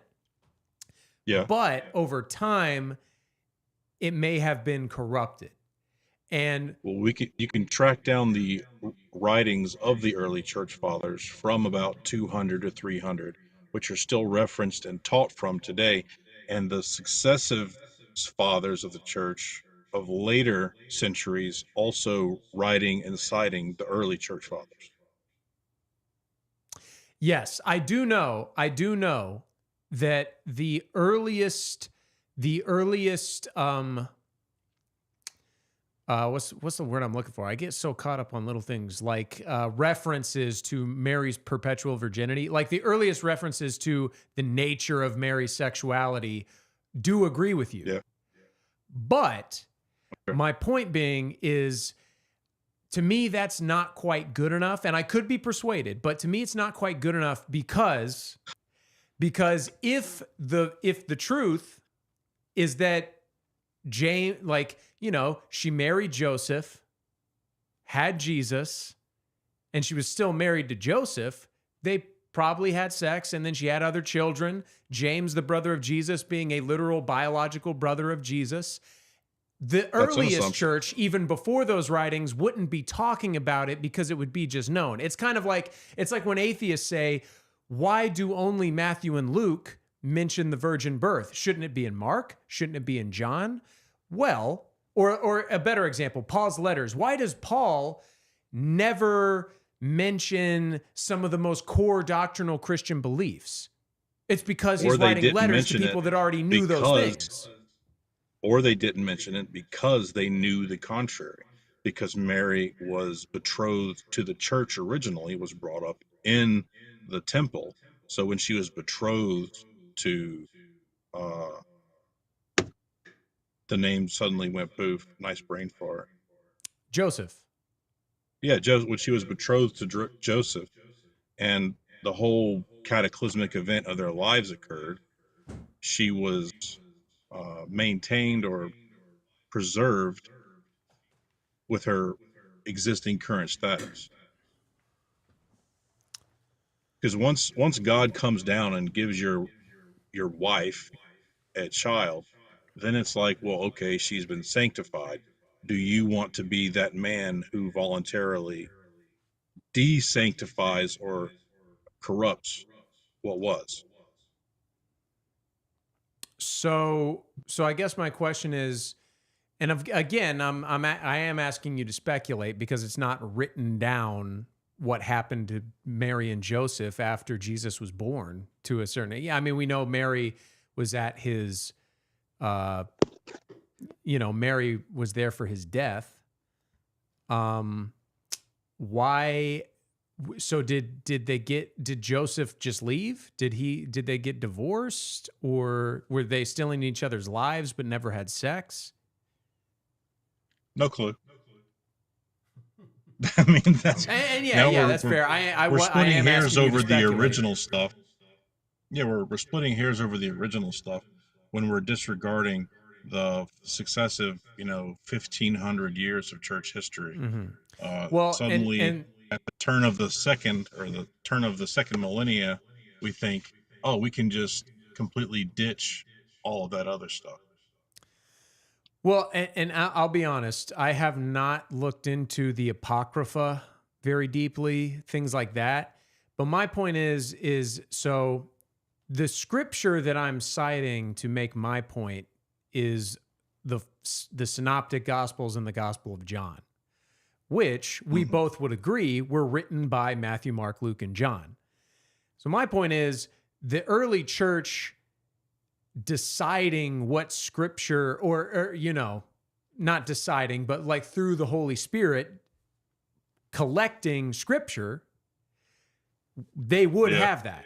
They would pick those things. So my point is it's like, to argue that the church, like we have to adhere to the authority of the church, the descendants of the original church today, because their ancestral church back then was the ones that comprised the Gospels, is kind of a circular argument. Do you get what I'm saying? But then you're admitting that the gates of hell did prevail against the church. Again, I would articulate it as against the organization, which the Spirit it's of not God, an invisible body. So the organization is made up of the existing people. So the church is like it has a metaphysical and spiritual existence, but also is rooted to a physical existence, which is the whole purpose of Jesus, to be manifest as man. But I mean, I agree with that, but I mean, Zeb, do you care to chime in on that? Zeb checked out. I was letting y'all go, man. I had to go pee. I mean, I'm having fun, but it's like I couldn't let Josh I see me leave. So because here's the thing. Yeah, that's good. But I guess the thing is, because when we start to argue this kind of stuff, it's hard in some ways to articulate it without sounding blasphemous, which I definitely don't. It's easier to argue that the Epstein Files never existed. I don't know about that. Well, I don't know. That's a tough one too. I mean, it's Donald Trump versus the world on that one. I guess to me, I don't deny. Let me ask you a hypothetical real quick, and I'm sorry to cut you off, Zeb. I know him and I have been going back and forth. I'll let you jump in here, but could there be something? And again, speculation, hypotheticals, whatever.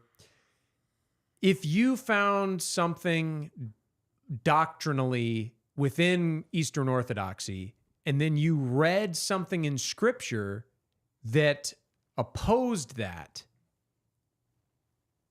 what could be a potential example? I mean, for a perfect example, so you believe Eastern Orthodoxy is the true descendant of the church. It is the one true church. And that Catholicism diverged from that. Right? Yeah.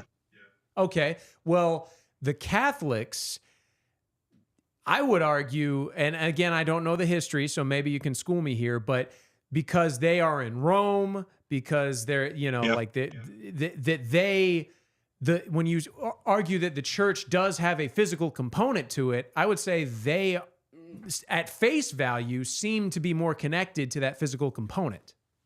The preeminence of the See of Peter. Yeah, I get that. The issue is even early church fathers agreed that it was the seat of, not necessarily the seat of Peter was dependent on Peter, but upon Peter's confession of faith. So there's writings of church fathers from the 5th century who acknowledge that it was the spirit of Peter's confession that the church was founded on, not Peter's blood and his official seat himself, because Peter also started 3 other churches who were not seated in Rome. So Rome in and of itself doesn't necessarily mean that it has jurisdiction over all other churches. Okay.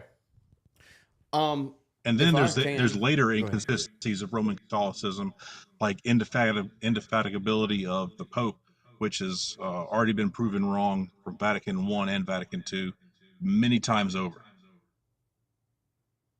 I mean, I am certain. I don't even want to say that. I got to be open-minded here to a certain extent in case the Holy Spirit directs me. Not so open-minded that your brain's fall. Yeah, I feel pretty confident, I'll put it that way, that the Catholic Church, especially when you read Vatican II, has diverged from Scripture enough. I'm not saying, and as a Protestant, I believe the church is the body, and the body is the true believers, and the true believers can be Eastern Orthodox, they can be Catholic, and they can be Southern Baptist. I know you disagree, but my point being is, I agree with you that the Catholics are wrong. I think we need to. I mean, if you're down for it, Ninja, and we could probably find somebody else that would be interested too. We just need to find a day, maybe like a weekend. If you maybe find some time, maybe in the evening, maybe whenever, we could probably make something happen where we can have a much longer conversation about this. Perhaps. Because I mean, this is very, very niche, very. I don't want to say pedantic, but in some form it is that way. And I mean, I guess my position is, I mean, I was born and raised Southern Baptist, but I do understand that, like Milkman says, the Baptist Church proves you need educated hierarchy. You know, I don't deny that, right? And along with maintaining some type of tradition throughout, and so that's especially Baptists kind of gotten away from a lot of that. So I don't disagree. I got a good parallel for you. Taking the Holy Scripture from the church and giving it out to the masses for them to interpret themselves would be the same thing as taking all the Epstein files and delivering them to your half-retarded Republicans and fully retarded leftists. Yeah, I got no problem with that. I definitely agree. I mean, like that's something, because you both will get a kick out of this. The church I grew up going to is it's non-denominational in name, but it's began from a ministry that started in China in the 1920s. So a lot of the people I went to church with growing up were Chinese, Indian, Hispanic. We were like some of the only white people that went to this church. How progressive of you. Well, it's not a progressive church, but Josh is so diverse. Yeah, but here's the thing, and it's a big part of the reason I still don't go to there today. There's nothing inherently blasphemous in their doctrine, but one of the things they do is it's clearly like the founding of this church in America was in response to like your average Southern Baptist church in the 60s, because you had these like charismatic preacher types. So their response to it is, let's have no preacher at all.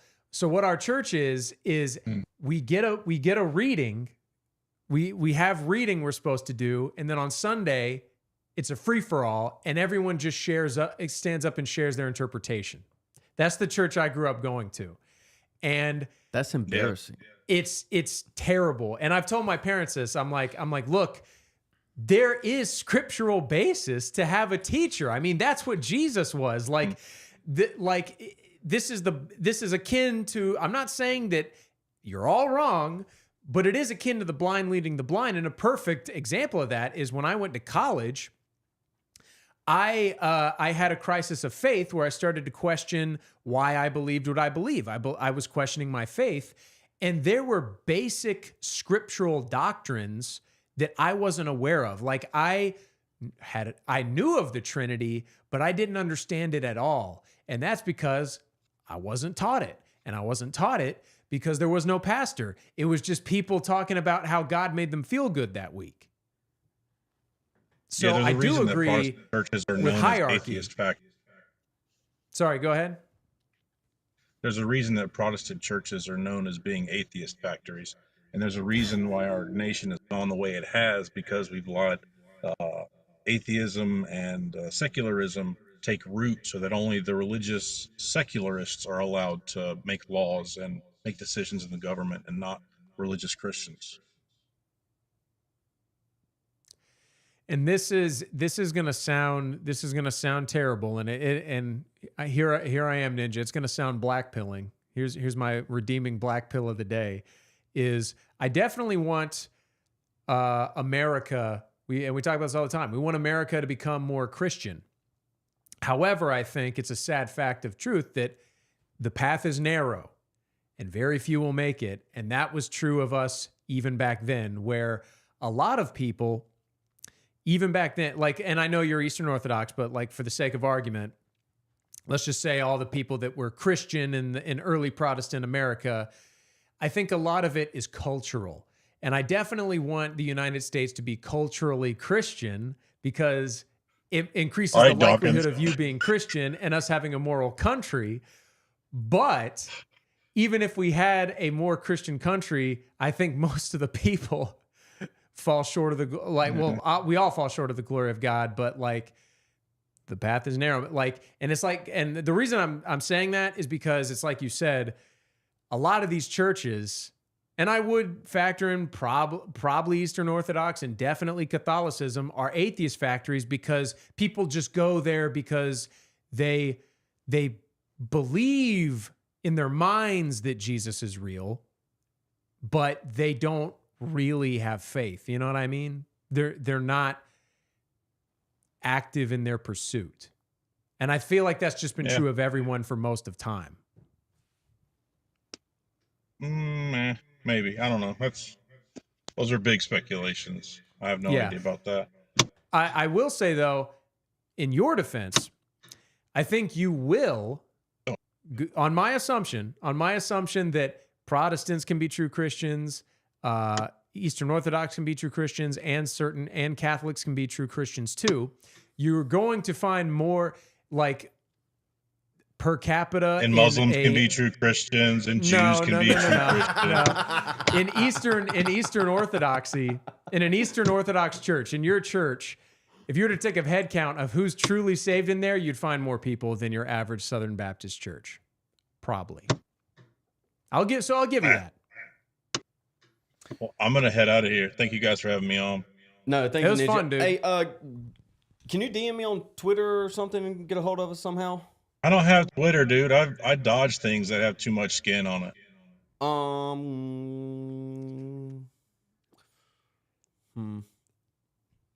There is a well, I mean, can you access it? If you want to DM, you started a Discord, yeah? You started a Discord, right? Yeah, I got a Discord, I think. Let me see if I can pull it up real quick, and I'll drop it in the chat, and then we can talk through there. We can set something up and have a longer conversation about this. Obviously, it's going to be a lot heavier to deal with than a simple Zoom call on the afternoon. You got any take on the Epstein Files? I know you've been listening to us for a little while. I mean, there's too many ifs, ands, or buts. First of all, you're assuming that the people who found the files didn't burn what they could, or burn the proof, or get rid of the things that only implicated themselves. You're assuming that there aren't tons of names associated, and everybody who has a phone number in a black book would get burned because public perception would get fried, because that's what the news and mass media gets paid to do. And then it would be just a massive waste of energy and attention for millions of Americans who are actually plugged in, and the ones who get brainwashed just from the news headlines. Doesn't matter, their opinions aren't going to sway anyways. It's just and then you've got who Pam Bondi, who said that she had the files on her desk. You don't know what files were on her desk. She doesn't know what files were on her desk because she's paying someone else to look through them. Let's see. There's just too many moving parts, and you don't know where any of them set to begin with. So when Trump says the files are nothing, the files don't exist, he could mean that the files, as everyone thinks they existed, to implicate all the people that should and wanted to be implicated, do fit that purpose, or that they're not just like they were saying, terabytes and terabytes of CP, as opposed to people being recorded with in the act. You have no idea what's going on with it. I actually agree with Ninja of Spades on this one. I think he raises some really good points. Now, I don't know, Ninja, do you like, but our critique of Trump isn't even necessarily that we're the nature of the files, but that clearly this stinks of a cover-up. I mean, I think even you would agree, like, that something was going on. Think about who and what is Trump? What kind of an animal is he? Lately, he's become a political animal, and he's a very good one at that. So if he cares about nothing else in life, if it's the worst case scenario, it's his own public perception after he's long gone. So I don't think that he would burn all of his base and the people who were trying to get him strung up on federal charges for years just to hide or do a cover up. And if I honestly think that if he ever was in the files in a way that was damning, that it would have come out when they were trying to get him killed. I disagree with that last point. I think that the people that had an interest in exposing Trump, if he's in the files, are also in the files. But you can release part of it without releasing the whole. That was the whole point of the blackmail to begin with. Yeah. I mean, you are right. Where like what this is complete and total speculation. Go ahead. What you laughing at? I'm laughing at you. Me? Yeah. What I do? Trying to create a workaround. I mean, if he gave us something, out of the Epstein files, everybody wants a scalp. Everybody wants their scalp. Yeah, something. Well, if he wouldn't have made it a big deal about they didn't exist, it probably wouldn't be this bad. That was a political misstep. Very much so. And I'm gonna make you really tiny real quick. But now we have. This is I was trying to find something on this. I mean, it's 5 o'clock just kick now. me. I gotta go. Yeah, get out of here, dude. Get with me. You guys take it easy. Okay. He just dipped, dog.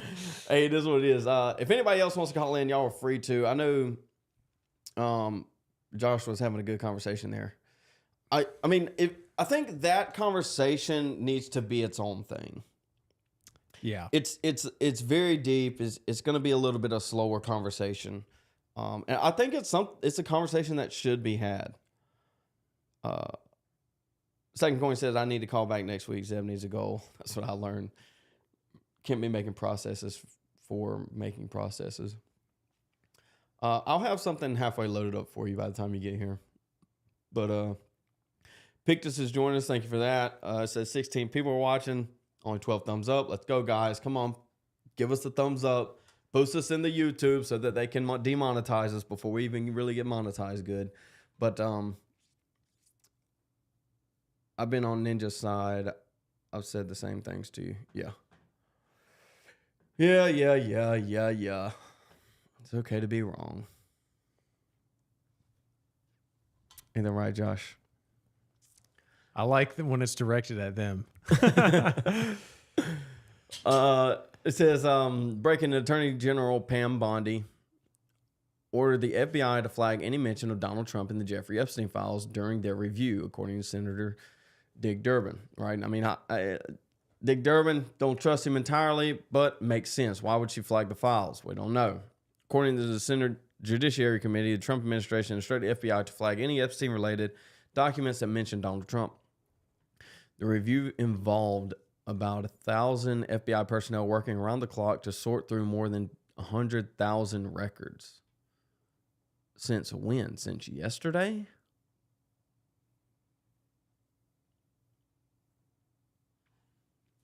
Let's read through this real quick. Hold on. I'm gonna skim through this real quick. This is all new stuff, so give me half a second. Why can't I zoom? Oh, no.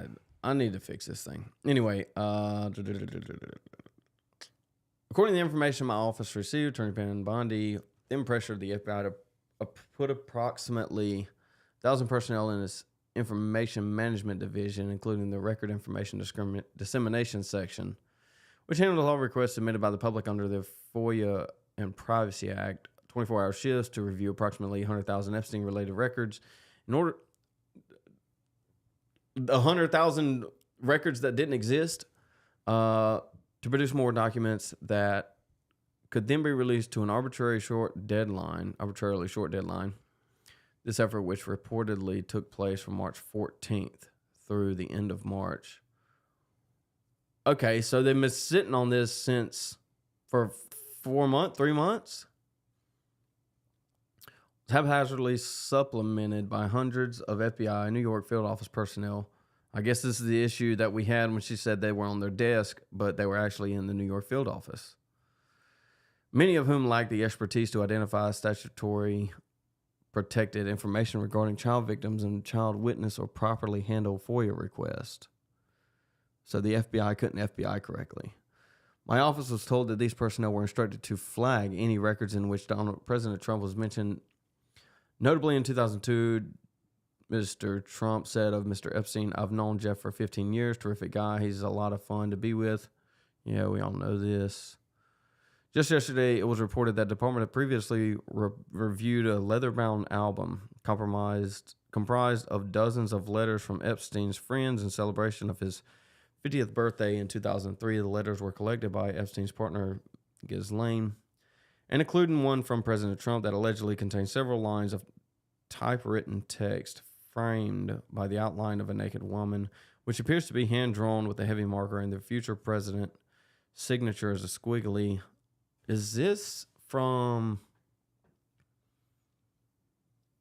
the Judiciary Committee, or is this what was published in the article? Lower wrist. Despite tens of thousands of personnel hours reviewing and re-reviewing these Epstein-related records over the course of 2 weeks in March, it took DOJ more than 3 additional months to officially find there is no incriminating client list, and the memorandum with this finding includes no mention of the whistleblower. Additional documents to existence of which Attorney General Pam Bondi publicly claimed on February 27th. I'm confused.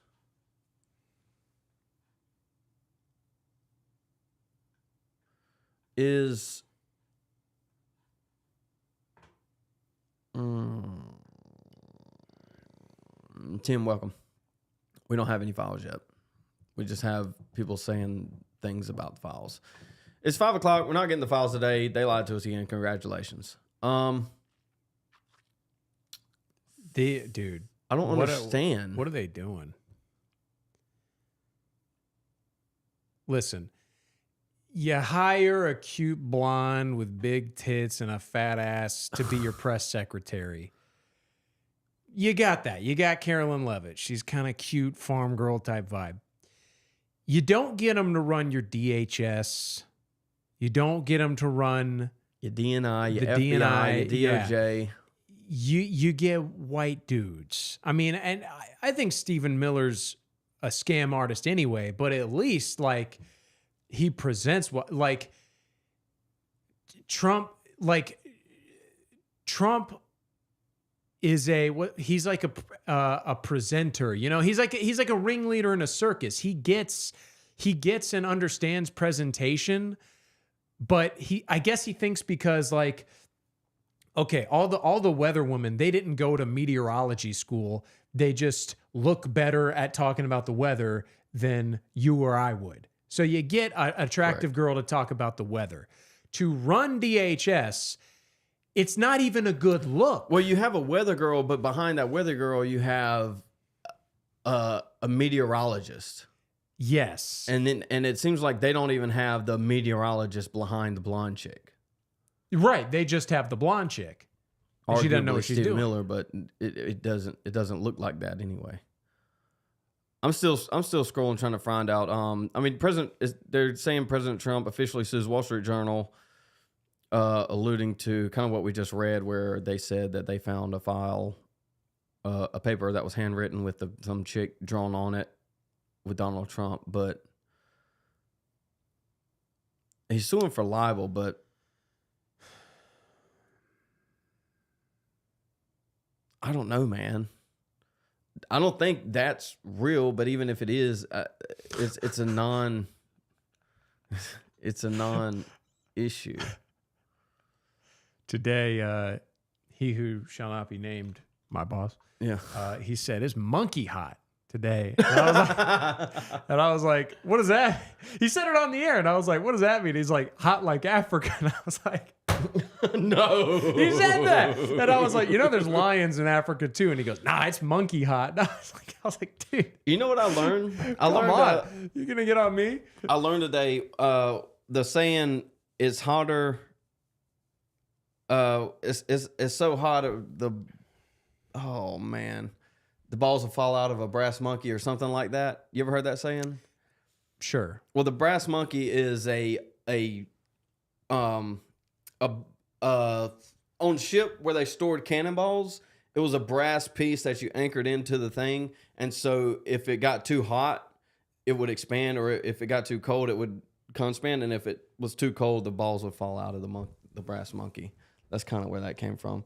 Which it doesn't sound like that when it comes out. No, I don't think he meant it that way. No. But it's how it sounds. Yeah, monkey hot. And here's the thing: I had never heard monkey hot in my life. I've never heard monkey hot either. So. I heard monkey hot, and I thought Africa. And when you fill in the blanks, and then turns out that's exactly what monkey hot means. And I'm like, what it means is it's hot like Africa. But when you say monkey, I thought this was clever too. There's elephants in Africa. There's gazelle. I thought this was clever too, chat. What is? Retweet to scare a CEO. It's Coldplay, Luigi. Coldplay. What's the whales? I don't get the whales. I get Luigi one of them and killed the a CEO. I'm assuming. I get the top two and Coldplay now. I didn't realize that was him. I'm not entirely sure where the whales come from, but we'll just roll with it. It's 5:08. Does anybody else want to call in real quick? We're obviously not getting Epstein Files or anything really related to it, except hey, Trump was sending letters to Epstein. Chat. Like, why is Let's this? gauge the chat. Let's what? Let's gauge the chat on this. Do you Can I want to hear the I can create a argument? poll. Hold on. Do you want to hear the argument I hinted at yesterday to defeat the entire ideology of like philosophical atheism or materialism? My argument that if it's right, which I've never heard anyone say before, debunk it. Do y'all want to hear that? Let's gauge the chat. One, to listen to Josh argue against a non-existent atheist who can't defend himself. 1989. Sure, Theology. Mr. Theology says yes. Sure. What's your claim? Stacking coins. Oh, stacking coins. Are you atheist? No, he said he. Well, no, he said he agreed. He said he agreed with Ninja on the Epstein Files. Okay. Regardless, so here's my argument. I'll let you go. And I've never heard this before in Christian apologetic fields. So, he's not. Okay, he's not atheist. Go for it. So, how to best put this? So, when you think about matter, what atheists essentially claim is that all that exists is matter, and that our minds, or what we would call the soul, is an emergent effect of the brain, which is just a meat computer, essentially. Okay, fine and well. I mean, I don't agree with that. The hard problem of consciousness, I think, debunks that. But my point is this. Hell yeah, stacking coins. Jesus Christ is my Lord and Savior. He's everyone's Lord and Savior, even if they don't acknowledge it. But here's the argument. So when we talk about materialism, we're talking about all that exists is matter. That's what the atheists claim. And like Zeb and I talked about yesterday, we observe a finite universe. And basically, you run into a problem when you observe a finite universe, because in the same way, it's like, if God is real, why would there be more than one God? Shouldn't an all-powerful, all-knowing, omnipotent being, why would there need to be more than one necessarily? Clearly, if God's the answer, there'd just be one God. And so when you apply that same logic to matter, I think the atheists run into a problem, because what we observe is actually difference in matter. And what made me think of this argument was this. I heard an atheist talking about this one time where they said that, you reduce us to cells, cells become molecules, molecules become atoms, atoms are subatomic particles are vibrating energy. It's all reducible to energy. And I was watching a podcast once where an atheist scientist basically said that energy desires to collapse into matter. And clearly she doesn't mean that energy has desire. What she means is that there's this essentially a vacuum in the nature of energy that causes it to collapse and vibrate and move itself into these material states, which creates matter. And here's my argument. When you think about what essentially exists in a materialist ontology, it's only matter, which matter breaks down to energy. So really what they're saying is only energy exists. But if you apply the logic of Occam's razor, what an atheist basically has to admit is that there is an infinite amount of energy. Because for you to say there's more energy or less energy, then you're basically establishing an arbitrary limit. So an atheist would essentially have to admit there's an infinite amount of energy in existence, which is what they do. I mean, this is what all atheists say. However, if there's an infinite amount of something that has no agency, it's not conscious, it has essentially it should basically have very simple properties. And my point being is so think of it like this. Because energy, the term energy, it's kind of nebulous. It can kind of mean whatever you want it to mean. So I'll say it like this. Instead of using the word energy, I'll use the word water. Let's say the universe and all of existence is essentially an infinite amount of water. It's an infinite amount of water. Why would this infinite amount of water, energy, have the ability to collapse into, why would there be a vacuum that would cause collapse at all? It should be stable. It should be that like on string theory, what they say is the energy, there's these energy strings and the strings vibrate like strings on a guitar, and that's what creates matter. If there's an infinite amount of strings and an infinite amount of energy, the strings shouldn't vibrate at all, because that implies a vacuum. That implies that there is less of something somewhere and more of something somewhere else. So to basically get to the world we live in, a collapsed world of matter from energy, you basically have to assume that there is not an infinite amount of energy. So the point being, we need an ether stream soon, Tin Mom says. So basically my point is this, is once you accept that there's an infinite amount of one substance, and that is what the universe is, it would not collapse into these states that we observe into difference. It should be stable, which is not what we observe, and therefore materialism cannot be true.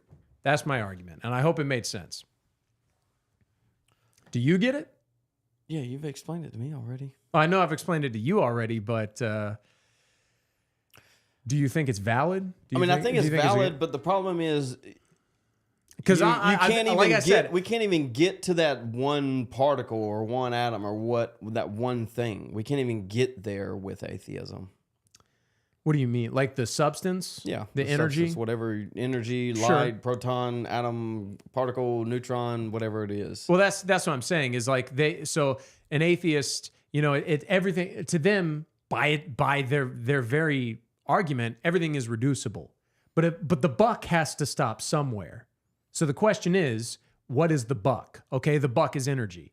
If there's an infinite amount of energy, why would it collapse into material states? It should be stable.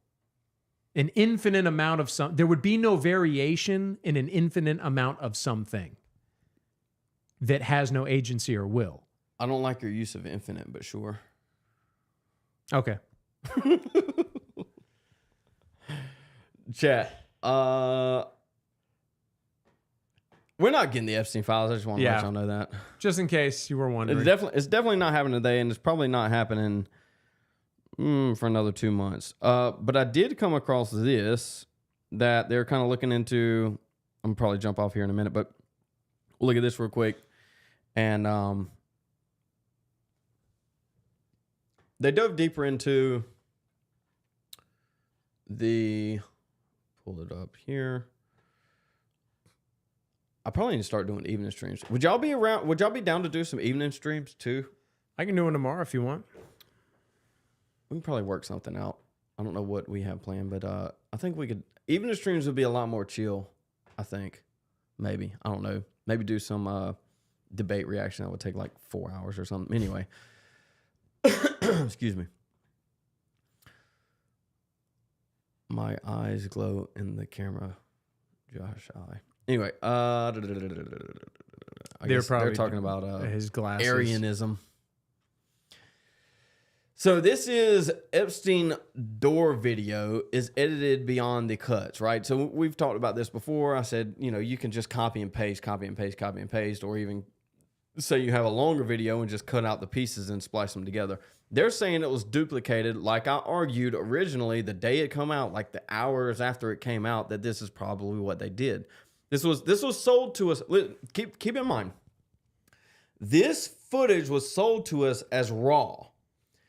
The same way that we were sold that we're going to get Epstein Files today. The same way we were sold that Pam Bondi had them on her desk and that the phase 1 binders had something in them. There's something going on with this Epstein thing that I think is more than just a cover up, but there's no way to know until it actually releases to us. So this is Epstein door videos edited beyond the cuts. This is showing duplicate frames. So basically they, like I said originally, they probably took a segment and copy and pasted it and kind of rearranged it, maybe sped it up, slow it down, and then just added a timestamp to it. So that's basically what they're saying with this, with all this metadata. Smoking Gun proved the Epstein footage was not just cut, but altered. Beyond just the cut, the video contains duplicate frames and continuity skips pointing to direct and purposeful tamping. We know this. You know this just intuitively by realizing they're not going to release the footage after they said the footage didn't even exist to begin with. Dude, it's lie on top of lie on top of lie. At what point do we say, okay, just give me the black pill, dude. Just give me the black pill, Josh. At the previous thread, decided to look more carefully, analyze the video footage. So they did it. Anyway, identical frames, 64 clusters. 4 identical frames, 7 identical frames, 1 cluster. So 1, 2, 3, 4. I don't know. They probably copied and pasted it like 6 or 7 times, it looks like.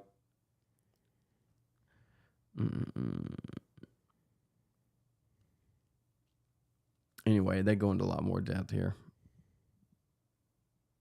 I'm not going to argue for or against it. It seems pretty self-explanatory to me that they lied. And now we expect them to tell the truth about us getting the files today. Yeah, not going to happen. Delusional.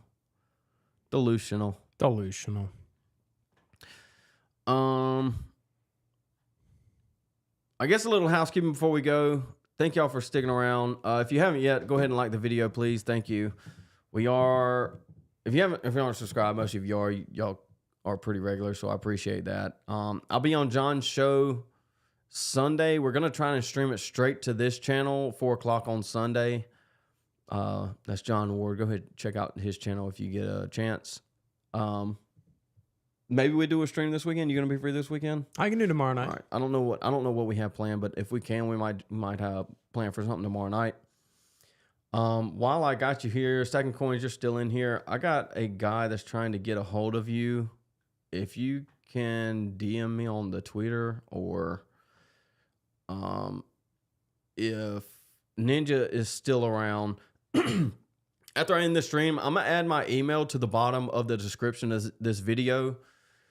Just shoot me an email if you can't get me through Twitter. And so I'll make some connections. We need to create a community, man. I got a couple of people reaching out trying to get that going. I know I started a Discord, but then it kind of didn't work well. So I guess I'll look back into that. I do have a Slack, but a lot of people use Discord. We'll go that way. Josh I. Ninja absolutely looks like a cop. Dude, I tried to go be a cop, man. A long time ago, they told me no. They told gave me I it to wasn't a gay. white woman. They gave it to Pam Bondi. They literally gave it to Pam Bondi and Tulsi Gabbard. Maybe I should have just wore a wig. Maybe I should. I'm not going to do that right now. Maybe I should have just wore a wig and a dress, and then I'd be director of the FBI or DOJ. Anyway, thank y'all for joining us. Josh, you got anything before we peace out? To Josh I's last comment. Wrong. I look like a shaved Mennonite. That's what I look like. Love you, Josh. Josh is Jewish. He's Jewish, guys. No, I'm not. Quit noticing, Zebulon. Thank you to Ninja and Stacking Coins for calling in today, too. Guys, thank y'all for sticking around. Thank you for the comments. Thank you for the likes. It is what it is. You know, I did put out a clip from yesterday. We're going to start doing more clips. I have some stuff in the works that we're going to start doing actual videos. And if I can get Josh to stop being a little baby, we'll start doing some skits. Josh is he's so scared of being cringe and posting it. It's like, dude, just commit to the bit and it won't be cringe. Just commit, dude. That's not how it works. That's how it works. If just don't be cringe and it won't be cringe. If you've got a good idea, I'll do it. You said the skeleton was cringe. It is cringe. Yeah, but it's good cringe though. It's good cringe. Okay. It's gay. It's not cringe. It's just gay. It's not gay. It's gay. Yeah, it's not gay. Don't turn into Crowder, Zeb. Thank you, Tim Bot. This is exactly what I'm talking about. Did we had that conversation? Was that on stream the other day we had? I think so. Was it? I don't think it was on stream. No, it wasn't. Anyway, me and Josh had a conversation the other day talking about Alex Stein and Steven Crowder, and these guys they enjoy the dress up too much, dude. These guys are queer. Yeah. They're gay. And the problem is they're the ones that are supposed to be straight in the conservative movement. They're gay, dude. They're gay. I don't know. Yeah, freaking Steven Crowder, he's sus. Amazing. He's more than sus. And here's the thing. All right, brother. Appreciate it. You dress up as a woman once, and it's sus. More than once, like what do you expect, dude? You're a faggot. Here's my theory on this, and y'all can take this if you want to. Politics is just acting for failed actors. That's exactly right. The commentary space is failed actors that couldn't get elected to be politicians. Politicians are ugly people that couldn't make it in Hollywood. Commentators are pretty people that couldn't make it in Hollywood, and they're all gay across the board. And this is why they make it. And this is probably why I'm not gonna make it. It is what it is, man. It is what it is. As long as we build a solid community. I don't know. Andrew Wilson's not gay, but he just now reached 200K. But do you think Alex Jones is gay? I'm not gonna say he's not. We got to pull up the which one? Go to Twitter.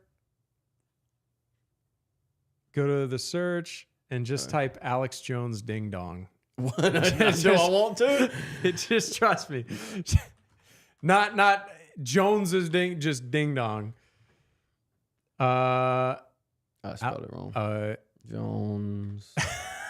Spelled it wrong again. There you go. Twitter search is garbage. So. What are you looking for? I don't see it. I told you about this clip the other day before we went live. Will it be on YouTube? There's no way it's not out there. Maybe the search is only going to get gayer. I don't know what I'm looking for. Tell me what I'm looking for. That first clip. There's no video of President Trump sucking a ding dong. Oh, damn it. They cut it. Hold on. Dude, look at Owen. How old is this thing? 6 years? Is that Owen? I think he's so weird looking. And so what if there was? And so what if there was? All right. I never sucked any ding dongs.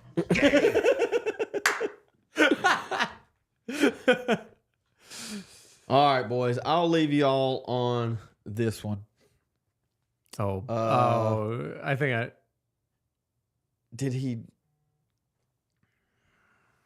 Did John Ward delete the Alex Joyner video? Or does he go by another name? Oh, no. Oh, no. It's not Toad or Win.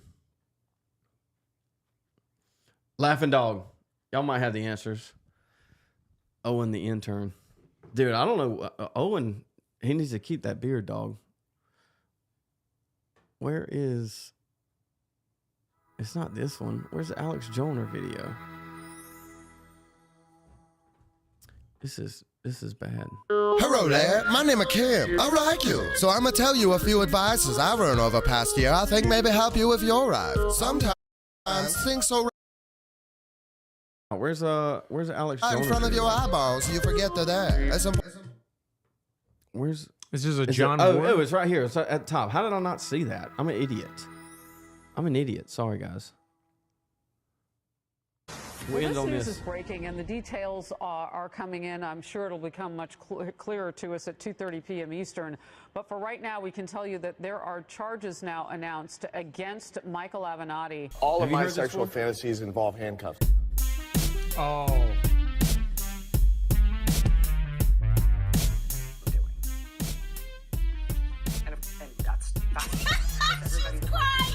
All of my sexual fantasies involve handcuffs. Holy fucking shit! This fucking timeline is lit all over. It's over. World's biggest Alex Joyner. Holy fucking cow! This fucking timeline is all over. It's over. World's biggest Alex Joyner. All of my sexual fantasies involve handcuffs. The Democrats have to now decide whether they will continue defrauding the public with ridiculous bullshit. I'm not playing games. Go follow John Ward while you're here. Stop it. There are a lot of people out there that have done some very, very evil things, very bad things. I would say treasonous things.